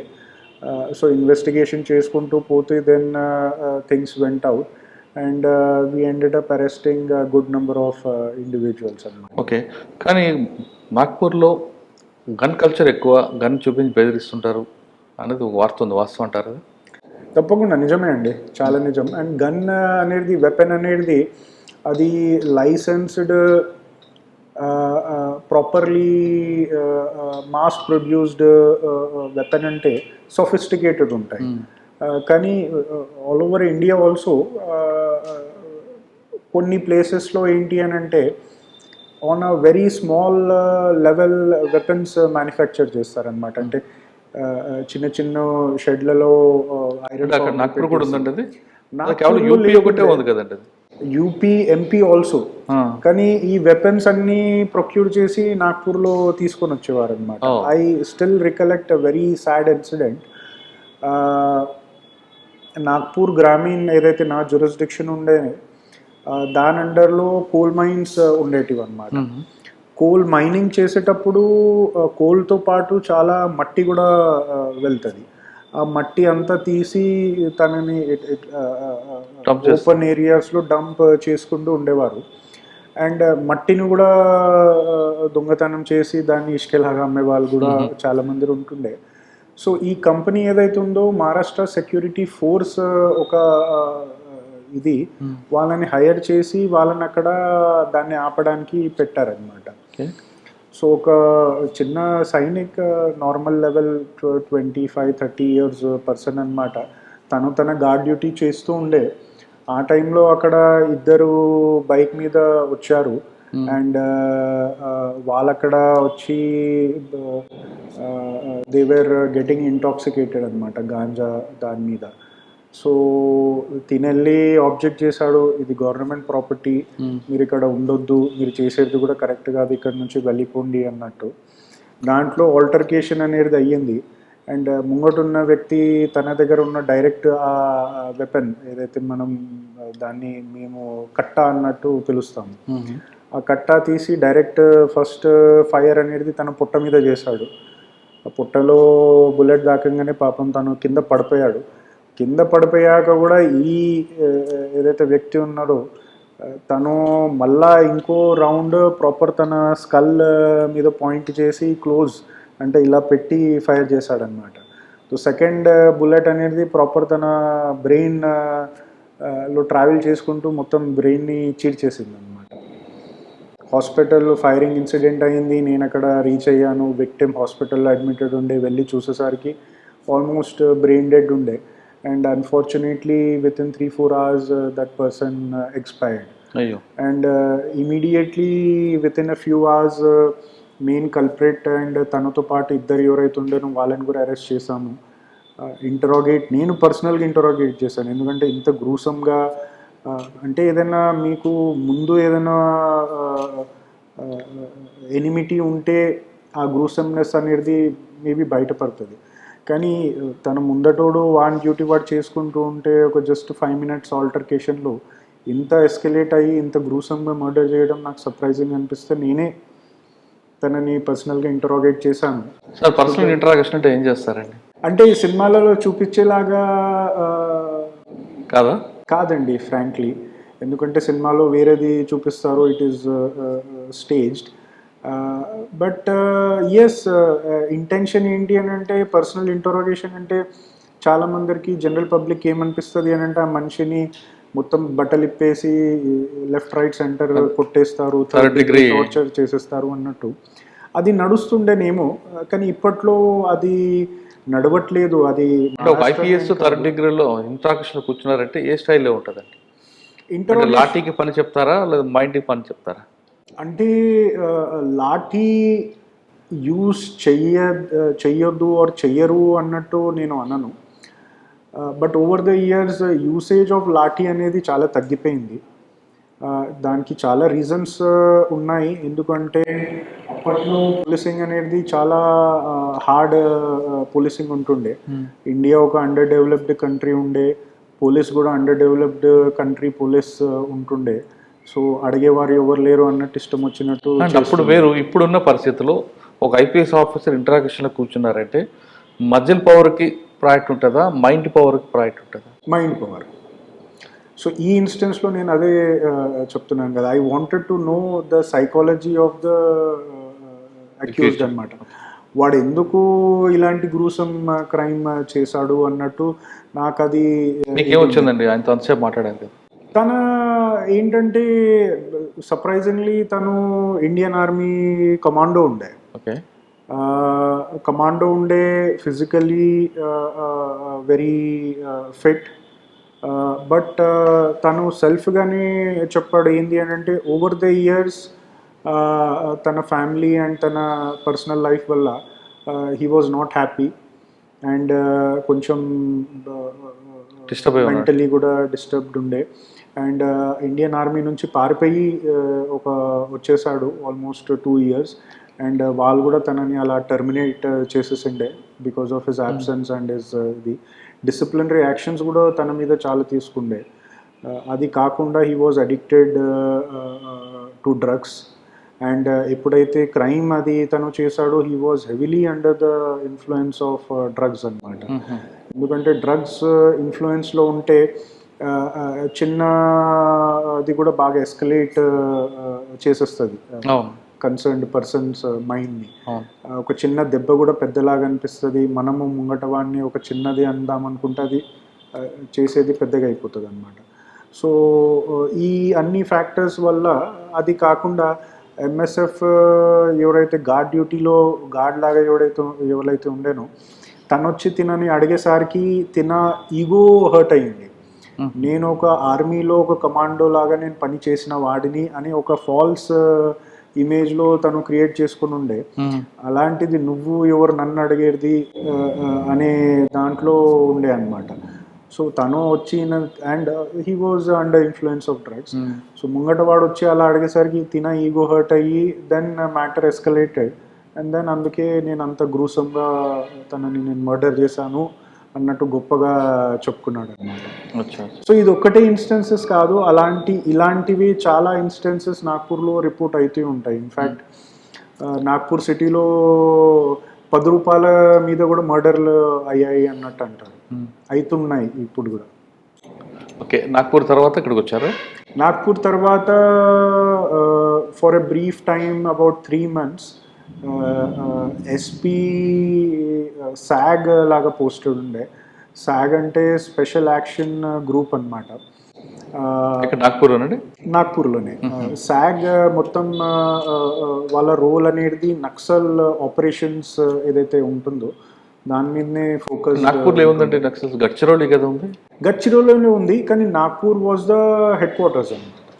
సో సాగ్ అనేటిది ఏదైతే SAG meaning special special action group. Action group. Okay. Yes, అంటే ఇప్పుడు మన తెలంగాణ కానీ ఆంధ్ర కానీ నక్సల్ ఆపరేషన్స్ చేసే వాళ్ళు గ్రే హౌండ్స్ వెళ్ళి అక్కడ ఫీల్డ్లో ఆపరేషన్స్ చేస్తుంటారు.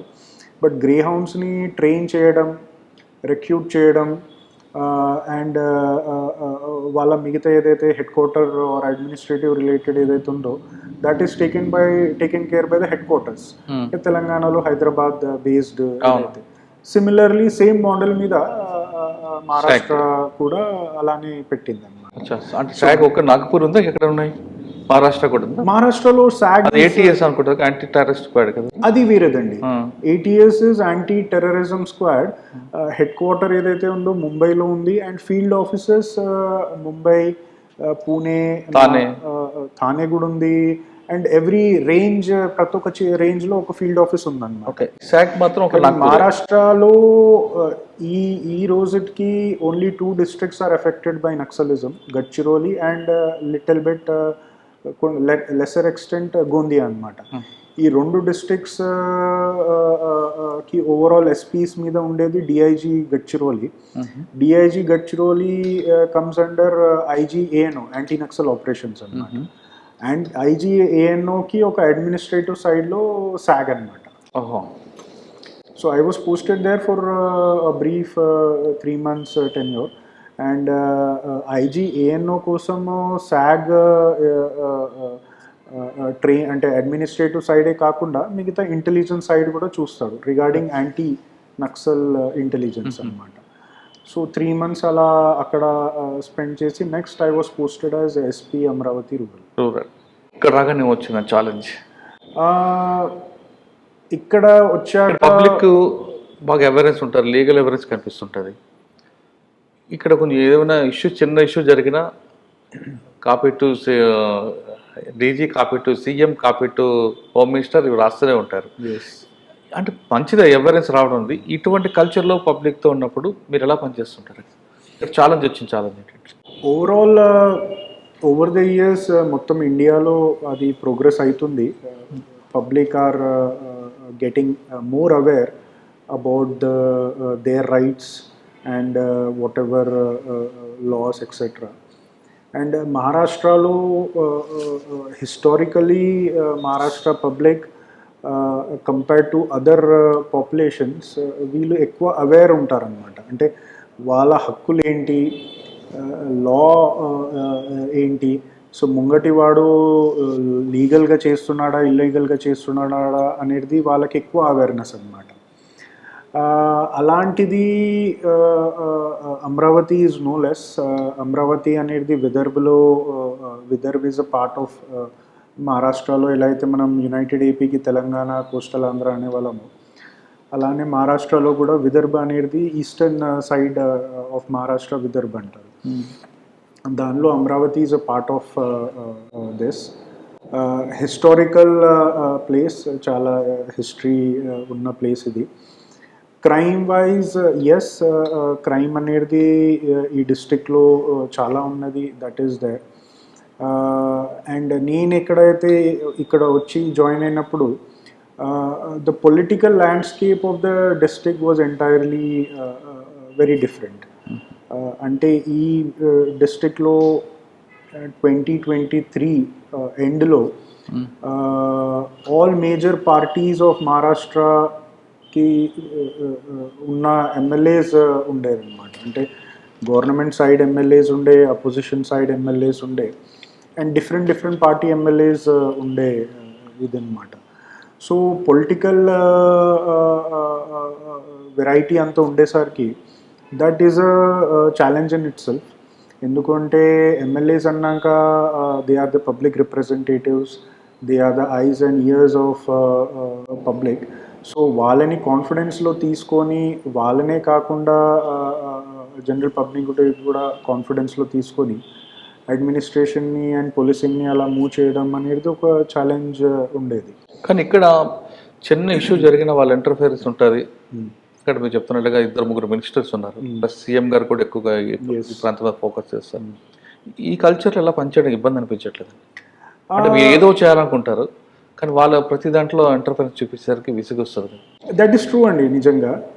నంబర్ వన్ ఏంటంటే ఆఫీసర్ కొత్తగా ఒక ప్లేస్కి వచ్చారు అని అంటే ముంగట వారు ఎవరైతే ఉంటారో వాళ్ళకి ఆఫీసర్ గురించి ఐడియా ఉండదు, పరిచయం ఉండదు.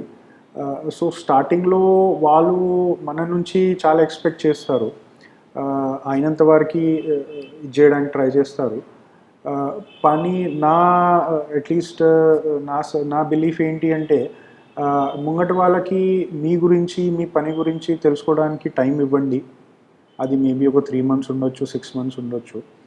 అండ్ ఆ ఇనీషియల్ ఫేజ్లో be very very patient and be very very respectful towards everyone. అది మినిస్టర్ కానివ్వండి, ఎమ్మెల్యే, ఎంపీ ఎవరైనా కానివ్వండి.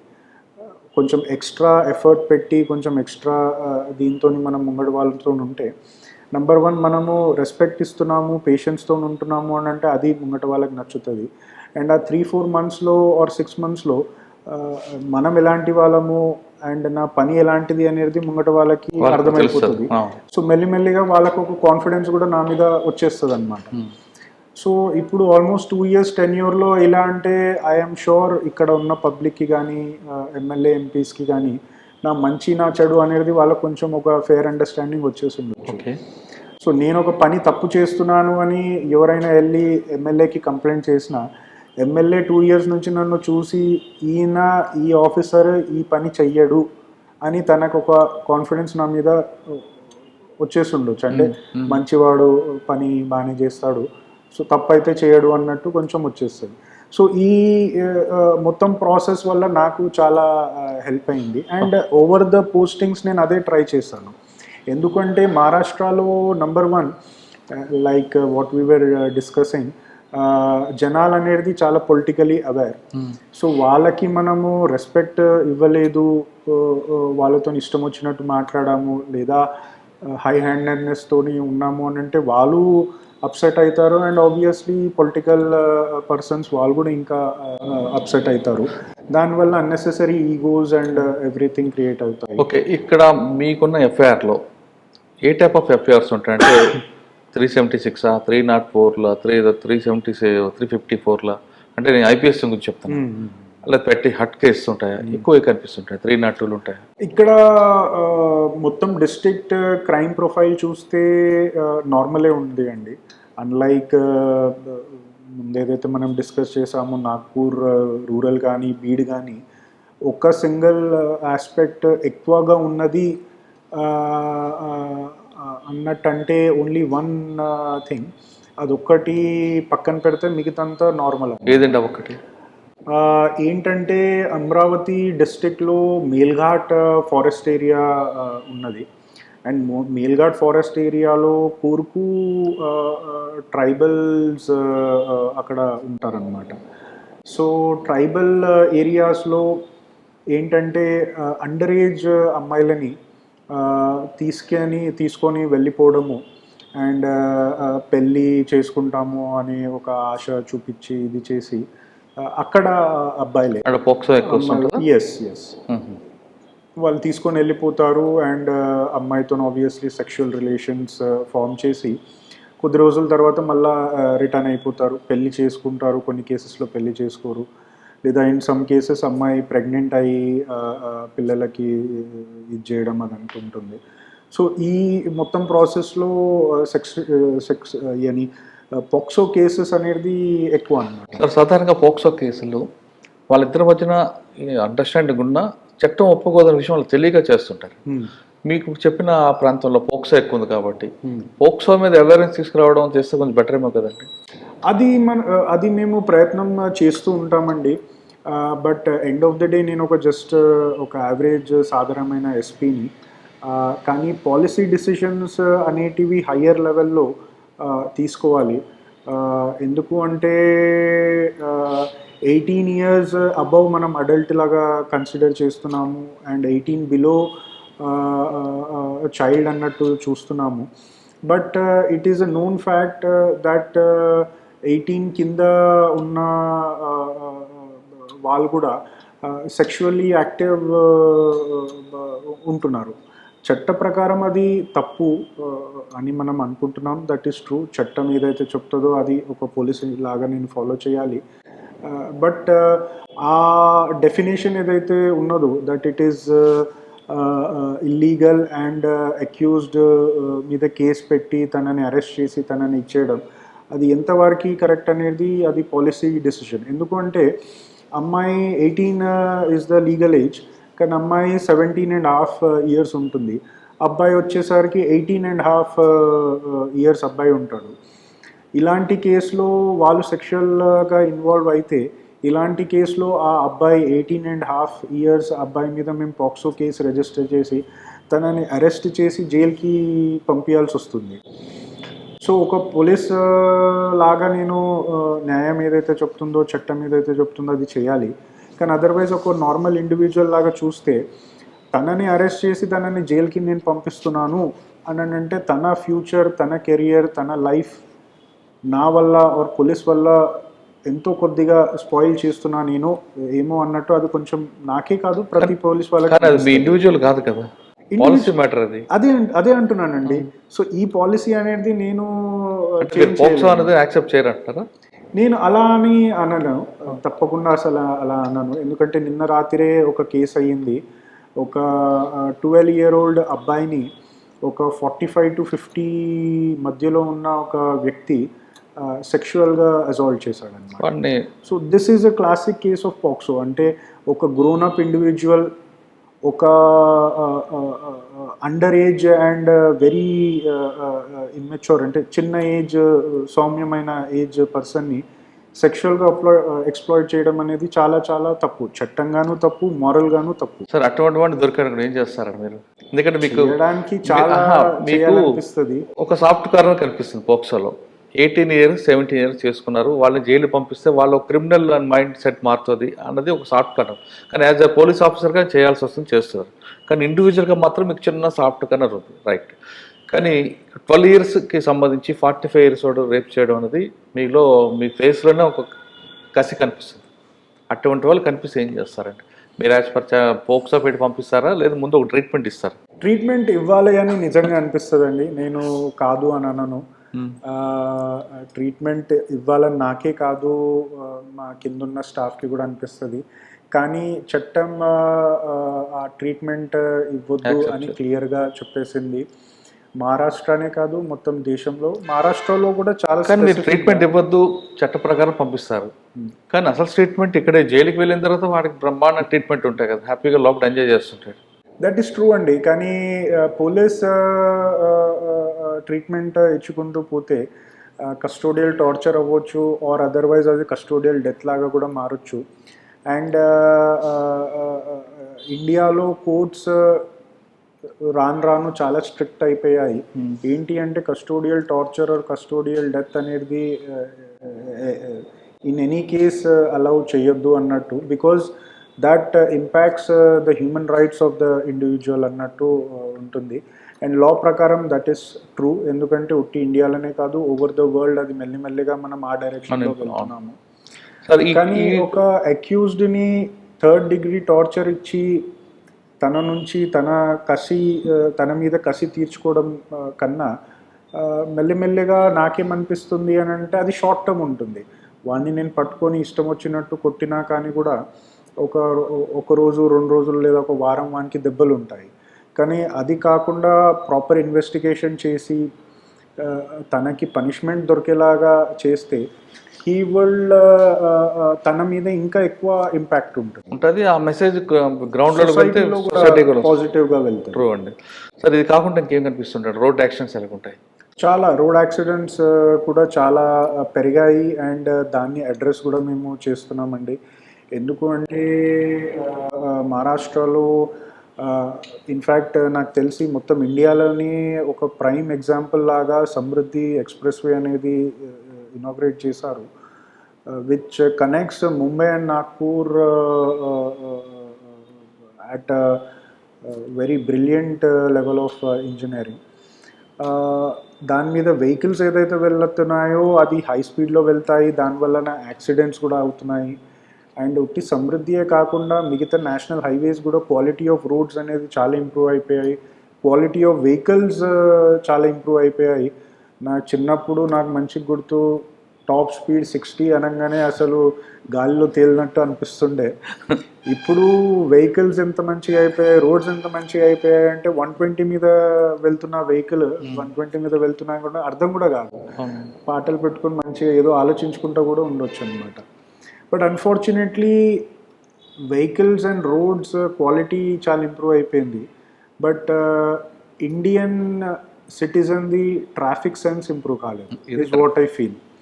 అండ్ నేను కూడా ఒక ఇండియన్ సిటిజనే. ఐఎమ్ నాట్, నేను ఏదో వీరవాణి అన్నట్టు అనను. ఇది నేను ప్రాక్టికల్గా హైదరాబాద్లో కూడా చూసాను. అండ్ వాట్ జనాలు నన్ను తిట్టొచ్చు, నన్ను ఇది చేయొచ్చు, but I feel major metro సిటీస్లో కంపేర్ చేస్తే హైదరాబాద్ ట్రాఫిక్ సెన్స్ అనేది కొంచెం తక్కువ అని నాకు అనిపించింది. అమరావతి కూడా మోర్ ఆర్ లెస్ అంతే అనుకోండి. See what we perceive as urban city అని, సిటీలో అర్బన్ పాపులేషన్ కొంచెం ఎక్కువ ట్రాఫిక్ సెన్స్ ఉంటుంది అన్నట్టు మనం అనుకుంటాము. వెరాస్ కంపేర్డ్ టు రూరల్ ఏరియాస్ అక్కడ ట్రాఫిక్ సెన్స్ కొంచెం తక్కువ అన్నట్టు మనం. సార్, అమరావతి డిస్ట్రిక్ట్లో సరౌండింగ్లో అంతా కూడా రియల్ ఎస్టేట్ భూమి ఎక్కువ ఉండబట్టి సివిల్ మ్యాటర్స్ ఎక్కువ వస్తుంటాయి. సివిల్ మ్యాటర్స్లో మీరు ఇంటర్ఫేర్ అవుతారా, లేదు ప్రాపర్గా కోర్టుకి పంపిస్తుంటారా? అంటే మీరు కానీ కోర్టుకి పంపిస్తే ఆ కోర్టుకి వెళ్తే లేట్ అవుతుంది అనే భావనలో కొంతమంది థర్డ్ పార్టీకి వెళ్తుంటారు. ఆ థర్డ్ పార్టీ ఒక మాఫియా అవ్వచ్చు, గుండాగిరి చేయొచ్చు, రౌడీజం చేయొచ్చు. ఆ ప్రాబ్లం ఎలా సార్ట్అవుట్ చేస్తారు మహారాష్ట్రలో?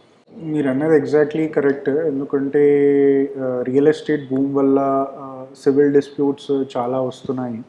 అండ్ ఆ టైంలో ఏదైతే డాక్యుమెంటేషన్ ఉంటుండేనో అది ఉన్నా కానీ కూడా ఆ డాక్యుమెంటేషన్ని ఫేక్ డాక్యుమెంట్స్ క్రియేట్ చేయడం అనేది చాలా ఇదైపోయింది. సో దీనివల్ల సివిల్ కేసెస్ చాలా వస్తాయి. బట్ లిట్మస్ టెస్ట్ ఏదైతే ఉంటుందో అది క్లియర్ కట్ మేము పెట్టుకుంటాము. సివిల్, క్రిమినల్ అన్నట్టు. విత్ డెవలప్మెంట్ ఇక్కడ రియల్ ఎస్టేట్ కూడా బాగా పెరుగుతుంది అండి. సో దానివల్ల ఏంటంటే ల్యాండ్ డిస్ప్యూట్స్ అనేది పెరిగిపోయాయి. అండ్ ల్యాండ్ డిస్ప్యూట్స్లో మీకు తెలుసు కదా, సివిల్ మ్యాటర్ని కావాల్సుకొని కొంచెం క్రిమినల్ సైడ్లో పుష్ చేయడానికి చేస్తారనమాట పబ్లిక్. ఎందుకు అంటే క్రిమినల్ అయ్యింది అని అంటే పోలీస్ ఆ మ్యాటర్స్ టేకప్ చేసి పోలీస్ తొందరగా ఇన్వెస్టిగేట్ చేసి వాళ్ళకి తొందరగా ఇది దొరుకుతుంది అని క్లియర్ కట్ అది డిమార్కేషన్ ఉంది. పోలీస్ ఆ సివిల్ మ్యాటర్స్లో ఇన్వాల్వ్ అవ్వద్దు. That is true. అండ్ మేము కూడా అదే పాలసీ. కానీ మీరు ఇంటర్వ్యూ కాకపోతే కోర్టుకు వెళ్తే టైం పడుతుందని వాళ్ళు థర్డ్ పార్టీకి వెళ్తుంటారండి. అప్పుడు ఆ ప్రాబ్లం ఎలా సార్ట్అవుట్ చేస్తారు? అలాంటి టైంలో బెస్ట్ ఈజ్ మీడియేషన్. అంటే పోలీస్ ఓన్లీ మీడియేటరీ రోల్ తీసుకుంటూ రెండు పార్టీస్లని ఒకరికొకరు ముందు కూర్చోపెట్టి ఇక్కడ ఈ పార్టీది ఇక్కడున్న ఇష్యూ, ఈ పార్టీది ఇక్కడున్న ఇష్యూ అనేది అట్లా డిస్కస్ చేసి మ్యాటర్ సాల్వ్ చేయగలిగితే దట్ ఈస్ గుడ్ ఎనఫ్. అలాంటి మీడియేటరీ రోల్ పోలీస్ తీసుకుంటుంది అంటే ఏం ప్రాబ్లం లేదు. బట్ అదర్వైజ్ ఒక్క పార్టీకి ఫేవర్ చేస్తూ ఇంకో పార్టీ మీద పోలీస్ ప్రెషర్ చేయడం, లేదా ఒక పార్టీ నుంచి some kick backs, cash or kind తీసుకుంటూ మిగతా సెకండ్ పార్టీని ఇది చేస్తుంది అంటే దట్ ఈస్ రాంగ్ అనమాట. అండ్ అది it leads to very serious implications ఆ రెండు పార్టీస్కి కూడా, ఈవెన్ పోలీస్కి కూడా బాగా ఇమేజ్ ఇదైపోతుంది. ఓకే సార్, ఇది కాకుండా మీరు పోలీసింగ్ వచ్చారు కాబట్టి మహారాష్ట్ర పోలీసులో ఒక అఫెన్స్ అయింది అనుకోండి, day HP, night HP, robbery ఏదైనా. వేరే స్టేట్లో అయితే ఆ ఎక్యూజ్ని పట్టుకుంటారు, రికవరీ చేస్తారు, కొంతకాలం రికవర్ అయ్యే వరకు అని ఇల్లీగల్ డిటైన్ చేస్తుంటారు. మహారాష్ట్ర పోలీస్ ఆ స్టేజ్ దాటిపోయి ప్రొఫెషనల్గా వచ్చిందంటున్నారు. దీనివల్ల ఒకవేళ మీరు పక్కాగా అరెస్ట్ చేస్తే విక్టిమ్కి ఏం బెనిఫిట్ ఉంటుందండి? మహారాష్ట్రలో అదే నేను బీడ్లో ఉన్నప్పుడు జనాలు అనేవాళ్ళు అనమాట, హైదరాబాదీ కస్టడీ అని. కస్టడీలో జ్యుడిషియల్ కస్టడీ, పోలీస్ కస్టడీ కాకుండా హైదరాబాదీ కస్టడీ కూడా ఉందా అని తెలీదు. తర్వాత తెలిసింది ఏంటంటే అక్యూజ్డ్ పర్సన్ని కస్టడీలో తీసేసుకుంటారు, బట్ తనని జడ్జి ముంగట పెట్టారనమాట. అండ్ ఆ 2-3 days అక్యూజ్డ్ని ఇంటరాగేట్ చేస్తూ వాట్ ఎవర్ రికవరీ ఏదైతుందో అది తీసుకొని అది విక్టిమ్స్కి రిటర్న్ చేయడం అనేది ప్రొసీజర్ ఉంటుంది. కానీ మహారాష్ట్రలో ఆ పాలసీ ఎలా ఉందండి? This is completely illegal. ఇది ఇలా అంటే మహారాష్ట్రలో ఏం చేస్తారు? మహారాష్ట్రలో ఏంటి అని అంటే we follow the policy of arresting immediately. Accused దొరికాడు అని అంటే వెంటనే మెడికల్ చేసి తనని అరెస్ట్ చేసి తనని immediately with in the time frame judge ముందట కానీ రికవరీ కాకపోతే రికవరీ ఛాన్సెస్ తక్కువ అయిపోతాయి, విచ్ ఐ డూ అగ్రీ. కానీ మిగతా హైదరాబాదీ కస్టడీ ఏదైతే మనం అన్నామో అందులో ఏంటి అని అంటే 3rd degree టార్చర్లు అది ఇది చేసి తన నుంచి రికవరీ తీస్తారు, ట్రై చేస్తారు. అందులో రికవరీ ఛాన్సెస్ పెరిగిపోతాయి. But at the same time అక్కడ ఎవరైతే అక్యూజ్డ్ ఉన్నాడో తనని torture or maybe even death అయ్యే ఛాన్సెస్ కూడా ఉంది. దానివల్ల పోలీస్ మీద చాలా అలిగేషన్స్ అవ్వచ్చు అండ్ పోలీస్ ప్రాబ్లంలో కూడా పడవచ్చు. అంటే పోలీస్ రిలేటెడ్ పోలీస్ స్టాఫ్ మీద మర్డర్ కేసు కూడా రిజిస్టర్ అవ్వచ్చు. కరెక్టే సార్. సో ఇదంతా చేసుకుంటూ పోతే పోలీస్ది కెరియరే స్పాయిల్ అయిపోతుంది. అంటే రికవరీ కోసం అని వెళ్ళి కెరియర్ స్పాయిల్ చేసుకోవడం అనేది అది చాలా ఇది అనిపిస్తుంది. దాని బదులు అరెస్ట్ చేసి అరెస్ట్లో ఇంటరాగేషన్ అండ్ ఇంటరాగేషన్ కూడా ఆ 3rd degree ఇంటరాగేషన్ కాకుండా technical and psychological interrogation. Technical అని అంటే అక్కడ అక్యూజ్డ్ ఈ రోజు ఎక్కడ ఉండే, ఎక్కడి నుంచి ఎక్కడ వెళ్ళాడు, అది ఇది మిగతా టెక్నికల్ డీటెయిల్స్ తీయడమే కాకుండా సైకలాజికల్గా కూడా. సైకలాజికల్గా అని అంటే this is of the record, but ఏంటి అని అంటే మీరు ఒక తప్పు చేశారు, ఆ తప్పు మీరు ఒప్పుకున్నారంటే ఓకే, లేదంటే దానికన్నా పెద్ద తప్పు చేసిన కేసులో మిమ్మల్ని నూకేస్తాము అనే ఒక సైకలాజికల్ ప్రెషర్ పెట్టి మేము రికవరీకి ట్రై చేస్తామన్నమాట. కానీ మీరు చెప్తున్నట్లుగా హైదరాబాద్ కస్టడీలో ఖచ్చితంగా విక్టిమ్ వైపు ఉండడానికి హైదరాబాద్ పోలీస్ కానీ ఆంధ్ర పోలీస్ తెలంగాణ పోలీస్ చూస్తారు. కానీ మహారాష్ట్రలో మీరు విక్టిమ్ వైపు చూడకుండా మీ డ్యూటీ మీరు చేశారు, ఎక్కించులు పట్టుకుని రిమైండ్ చేస్తారు. కానీ విక్టిమ్కి ఏం బెనిఫిట్ ఉంటుంది? అరెస్ట్ ఉంటుంది కదా, నాకు కావాల్సిన ప్రాపర్టీ అంటాడు విక్టిమ్. మీరు అన్నది అబ్సల్యూట్లీ కరెక్ట్. విక్టిమ్ సెంట్రిక్ అనేది ఈ కేసులో చాలా తక్కువ అయిపోతుంది. బట్ ఈ న్యూ క్రిమినల్ లాస్ ఏదైతే వచ్చాయో దానివల్ల క్వాలిటీ ఆఫ్ పోలీసింగ్ ఇంప్రూవ్ అయింది, క్వాలిటీ ఆఫ్ ఇన్వెస్టిగేషన్ ఇంప్రూవ్ అయింది, అండ్ క్వాలిటీ ఆఫ్ రికవరీ అనేది కూడా ఇప్పుడు ఇంప్రూవ్ అవుతుంది. దాని బెనిఫిట్స్ ఎందుకంటే జస్ట్ హార్డ్లీ 1 year అయింది ఇది ఇంప్లిమెంట్ అయ్యి. సో మేబీ ఇంకో కొద్ది టైంలో ఆ బెనిఫిట్స్ అనేది రిజల్ట్స్ అనేది వచ్చేస్తాయి. అండ్ వెరీ పాజిటివ్ ఏంటి అంటే రికవరీ రేట్ ఏదైతే ఉందో స్టోలన్ ప్రాపర్టీ దాన్ని పోలీస్ రికవర్ చేసి రిటర్న్ విక్టిమ్స్కి ఇవ్వడం, అది పర్సంటేజ్ అనేది ఇంప్రూవ్ అవుతుంది with in the legal confines of law. అంటే ఒక అక్యూజ్డ్ని హైదరాబాదీ కస్టడీలో పెట్టి 3rd degree ఇచ్చే అవసరం లేకుండా కూడా రెగ్యులర్ సైంటిఫిక్ ఇన్వెస్టిగేషన్ చేస్తూ రికవర్ చేయొచ్చు. ఓకే, మీ దగ్గర రికవరీ రేషియో తక్కువ కనిపిస్తుంది, పర్సంటేజ్ అరెస్టులు మాత్రం కనిపిస్తున్నాయి. కన్విక్షన్ రేట్ ఎలా ఉంది? కన్విక్షన్ రేట్ కూడా ఓవర్ ది ఇయర్స్ ఇంప్రూవ్ అవుతుందండి. న్యూ క్రిమినల్ లాస్ రాకముందు గవర్నమెంట్ ఆఫ్ మహారాష్ట్ర నుంచి కూడా కొన్ని ఇన్స్ట్రక్షన్స్ వచ్చాయి, దాన్ని ఫాలో చేశాము, దానివల్ల కన్విక్షన్ రేట్ ఇంప్రూవ్ అయింది. బట్ ఈ న్యూ క్రిమినల్ లాస్ అనేది it is a landmark. ఎందుకు అని అంటే మొత్తం ఓవర్ 150 years ఆఫ్ పోలీసింగ్ని చేంజ్ చేసి కరెంట్ అండ్ ఫ్యూచర్ రెడీ చేసేసారనమాట. అండ్ ఇక్కడ ఎంఫసిస్ కూడా ఇన్వెస్టిగేషన్లో ఎవిడెన్స్ ఏదైతే కలెక్షన్ ఉంటుందో పోలీస్ది దాన్ని more scientific and more quality wise చేశారు. సో దానివల్ల ఏంటి అని అంటే evidence collection, quality of evidence improve అయ్యి obviously it will benefit through improved conviction rate. అచ్చా, ఒకప్పుడు మహారాష్ట్ర, బాంబే, పూణే పోలీస్ అనగానే ఎన్కౌంటర్ స్పెషలిస్ట్ ఉండేవారు, జస్ట్ లైక్ నాయక్. కానీ ఇప్పుడు ఆ ఎన్కౌంటర్ స్పెషలిస్ట్ పక్కకి వెళ్ళిపోయి పక్క ప్రొఫెషనల్ బిల్డప్ అవుతుంది. దీనికి కారణం ఏమనుకోవచ్చు? క్రైమ్ రేట్ తగ్గింది అనుకోవచ్చా, లేదు మహారాష్ట్ర పోలీసు ఒక 5 సంవత్సరాల ముందుకు వెళ్ళింది అనుకోవచ్చా? ఫస్ట్ అయితే కాదండి. ఎందుకంటే దేశం డెవలప్ అవుతూ ఉన్నది అని అంటే obviously crime will increase. But yes, nature of crime change అయింది. అండర్ డెవలప్డ్ సొసైటీలో నేచర్ ఆఫ్ క్రైమ్ ఏంటి అని అంటే అదొక బాడీ అఫెన్సెస్, ఒకరినొకరు కొట్లాడుకోవడం అది ఇది ఉంటుంది. బట్ ఎలా అయితే దేశం అభివృద్ధి చెందుతూ ఉంటుందో అదంతా, so nature of crime shift. ఇప్పుడు ఏంటంటే digital crime, cyber crime, economic offences ఇవి పెరుగుతున్నాయి అన్నమాట. సో ఆబ్వియస్లీ క్రిమినల్ గ్యాంగ్స్ ఏదైతే ఉంటాయో అది ముందు ఆపరేట్ చేస్తుండే, వాళ్ళ కోసం ఎన్కౌంటర్స్ అవసరం పడుతుండేనేమో, అండ్ అవసరం పడడం వల్ల చేస్తుండే.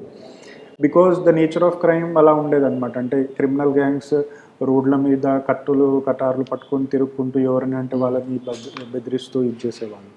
కానీ ఇప్పుడు నేచర్ ఆఫ్ క్రైమ్ చేంజ్ అవుతుంది. సైబర్ స్పేస్, ఎకనామిక్ అఫెన్సెస్ ఇటువైపు మారడం వల్ల ఆ కటార్లు అనే స్కోప్ తగ్గిపోయి వేరే విధంగా మారిందనమాట. సో అందుకే ఎన్కౌంటర్స్ అవసరం లేదు. బట్ ఎన్కౌంటర్ స్పెషలిస్ట్ ప్లేస్లలో ఇప్పుడు సైబర్ స్పెషలిస్టులు మాకు కావాలి, ఎకనామిక్ స్పెషలిస్టులు అండ్ ఫారెన్సిక్ స్పెషలిస్ట్ కావాలి. సో దట్ ఈ టెక్నికలీ అడ్వాన్స్డ్ క్రైమ్స్ ఏవైతే ఉన్నాయో దాన్ని ఫస్ట్ ఆఫ్ ఆల్ గుర్తించి వాళ్ళ అక్యూజ్డ్ ఏదైతే సస్పెక్ట్స్ ఉన్నారో వాళ్ళని ఐడెంటిఫై చేసి వాళ్ళని ట్రేస్ చేసి వాళ్ళని పట్టుకోవడమే కాకుండా వీళ్ళు దొంగతనం చేసిన అమౌంట్ని ట్రేస్ చేసి అది కూడా రికవర్ చేయడం, అది ఒక టెక్నికల్ ఇది అన్నమాట. అండ్ ఎన్కౌంటర్ స్పెషలిస్ట్ అది గ్రే ఏరియాలో ఉంటుండే లాలో. కానీ ఈ టెక్నికల్ సైడ్ ఆఫ్ స్పెషలిస్ట్లు ఏదైతే అంటున్నానో సైబర్ స్పెషలిస్ట్, అది లీగల్ సాలిడ్ ఫౌండేషన్ ఉంది. There is nothing grey in doing it. And over the years మెల్లిమెల్లిగా ఒకటి మహారాష్ట్ర పోలీస్లో ఈ కేపబిలిటీ అనేది బిల్డ్ అవుతుంది. అంటే సైబర్ క్రైమ్స్ అగేన్స్ట్గా కానీ ఎకనామిక్ క్రైమ్స్ అగేన్స్ట్గా కానీ అది కేపబిలిటీ బిల్డప్ అనేది మెల్లిమెల్లిగా అవుతుంది.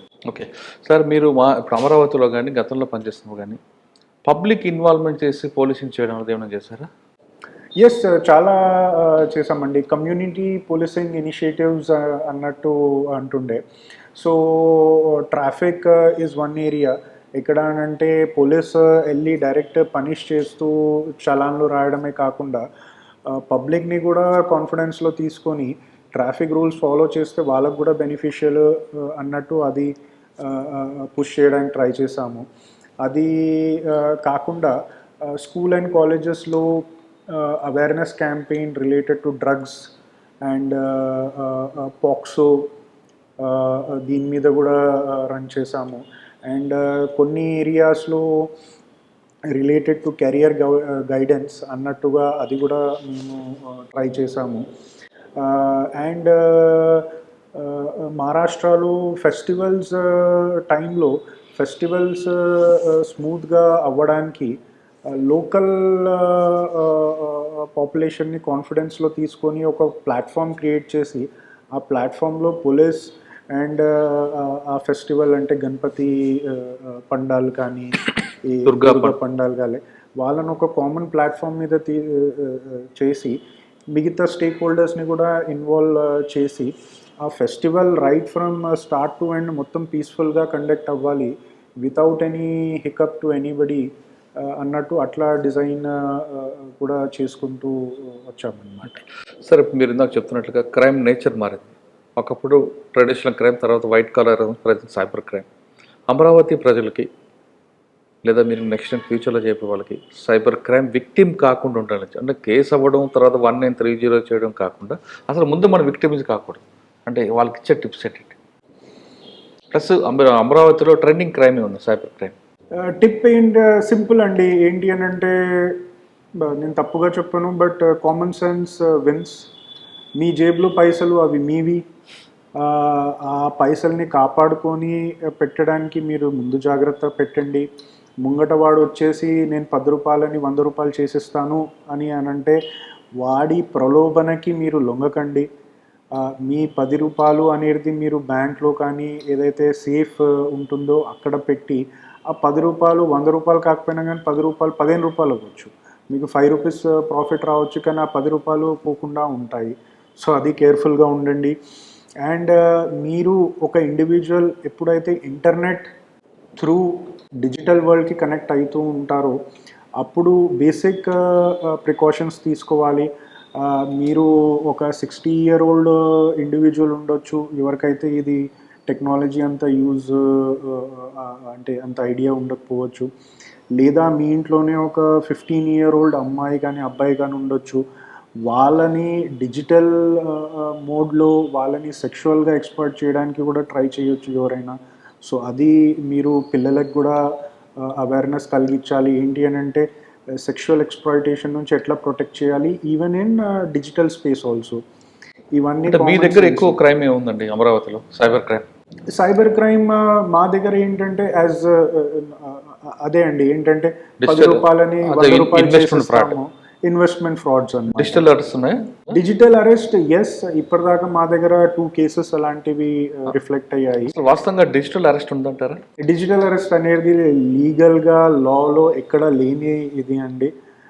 It is a innovation created by criminals వాళ్ళ బెనిఫిట్ కోసము. ఇవాళనే నేను ఒక న్యూస్ ఆర్టికల్ చదివాను, direct CJI chief justice of ఇండియానే ఒక ఆయనని డిజిటల్ అరెస్ట్ చేసేసారు అని ఆయనను అట్లా కన్విన్స్ చేసి ఆయన నుంచి పైసలు తీశారంట. There is nothing like digital arrest in any page of law. So digital arrest చేస్తున్నారు అని ముంగటి నుంచి మీకు ఎవరు వచ్చినా కానీ మీరు ఏం భయపడకండి. పోలీస్ హెల్ప్ లైన్కి మీరు డైరెక్ట్గా కాంటాక్ట్ చేసి మీకు ఉన్న లీగల్ క్వరీస్ మీరు ఆ హెల్ప్ లైన్ నుంచి తీసుకోవచ్చు. ఓకే సార్, ఫైనల్గా చెప్పండి, ఈ డిపార్ట్మెంట్లో వచ్చే వాళ్ళకి అంటే as a constable, SI, DSP or civil ఇలా రావాలనుకున్న 4 స్టేజ్ల వారికి మీరు ఇచ్చే మెసేజ్ ఏంటండి? మెసేజ్ సింపుల్ అండి, మీరు హ్యాపీగా ఉండండి అండ్ మీకు తోచినంత వారికి మీ చుట్టూ ఉన్న సబార్డినేట్స్ కానీ పబ్లిక్ కానీ వాళ్ళకి అయినంత వారికి హెల్ప్ చేయండి. ఎందుకంటే ఎండ్ ఆఫ్ ద డే మీరు హ్యాపీ ఉంటేనే మీరు ముంగటి వాళ్ళని హెల్ప్ చేయొచ్చు, హ్యాపీగా ఉంచవచ్చు. హ్యాపీనెస్ ఈజ్ సెల్ఫ్ సెంట్రిక్, అంటే నేను హ్యాపీగా ఉండాలనుకుంటే నేను హ్యాపీగా ఉండొచ్చు. అది నేను ఒక పెద్ద మహల్లో ఉంటూ ఉండొచ్చు, ఒక చిన్న గుడిసెలో కూడా ఉంటూ ఉండొచ్చు. So being happy and content is most important.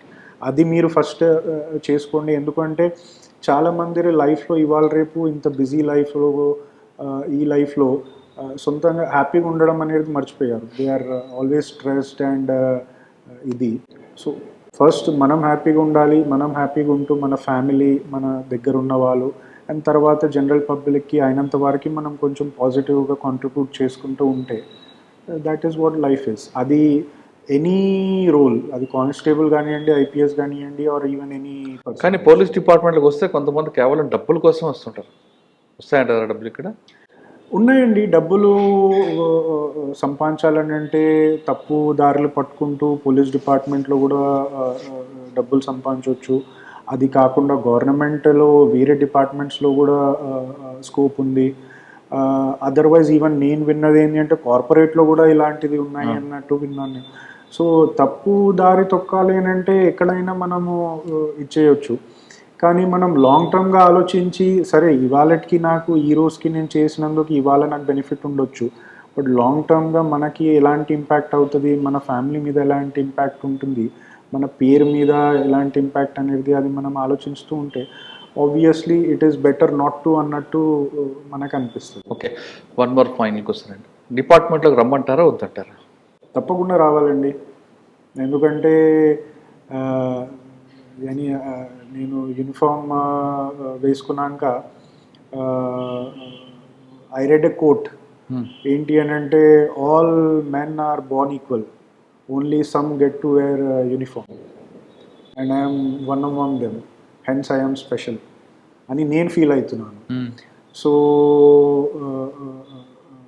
I do believe ఏంటి అని అంటే వెరింగ్ ఎ uniform is a achievement.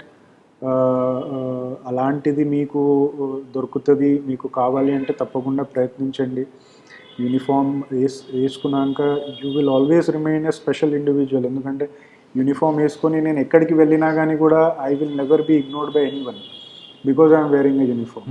So ఆ స్పెషల్ ట్రీట్మెంట్ అనేది, ఆ రెస్పెక్ట్ అనేది పబ్లిక్ నుంచి కానీ అందరి నుంచి కానీ వస్తుంది. So that is worth it. But at the same time uniform అనేది it is also a responsibility. So అది కూడా మనము మెయింటైన్ చేయాలి. ఓకే, పోలీస్ డిపార్ట్మెంట్ రండి, వచ్చిన వాళ్ళు మాత్రం కేవలం డబ్బుల కోసమే మాత్రం ఈ డిపార్ట్మెంట్కి వద్దు అంటున్నారు విశాల్ గారు. ఖచ్చితంగా ప్రజలకు సేవ చేయాలంటే ఈ డిపార్ట్మెంట్ రండి, యూనిఫామ్ ఒంటి మీద ఉంటే దాని గుర్తింపు, దాని కిక్కే వేరంటూ తనకున్న అనుభవాన్ని చెప్తున్నారు. ఇది ఈ వారం విశాల్ ఆనంద్ గారితో ఎక్సలెంట్ ఇంటర్వ్యూ. వచ్చే వారం మరో గెస్ట్తో మళ్ళీ కలుద్దాం. అంతవరకు sir thank you very much. All the best. Thank you అండి. Thank you very much. Muralidhar garu ఈ ఐ డ్రీమ్ ద్వారా మన దేశంలో ఉన్న తెలుగు ఆఫీసర్స్ది ఇంటర్వ్యూస్ ఏదైతే వారు కవర్ చేస్తున్నారో దాని త్రూ నేను వారి గురించి ఐ డ్రీమ్ గురించి తెలుసుకున్నాను. It is a wonderful initiative. ఒక పర్సన్గాను ఒక వ్యక్తిగాను ఐ రెస్పెక్ట్ మురళీధర్ గారు ఎ లాట్. అండ్ తన వెనకాల ఏదైతే ఐ డ్రీమ్ది మొత్తం టీం ఏదైతే ఉందో వాళ్ళు కూడా ఒక మంచి ఇనిషియేటివ్తోని వాళ్ళు ఇదంతా కానిస్తున్నారు. My best wishes to the entire team of I dream.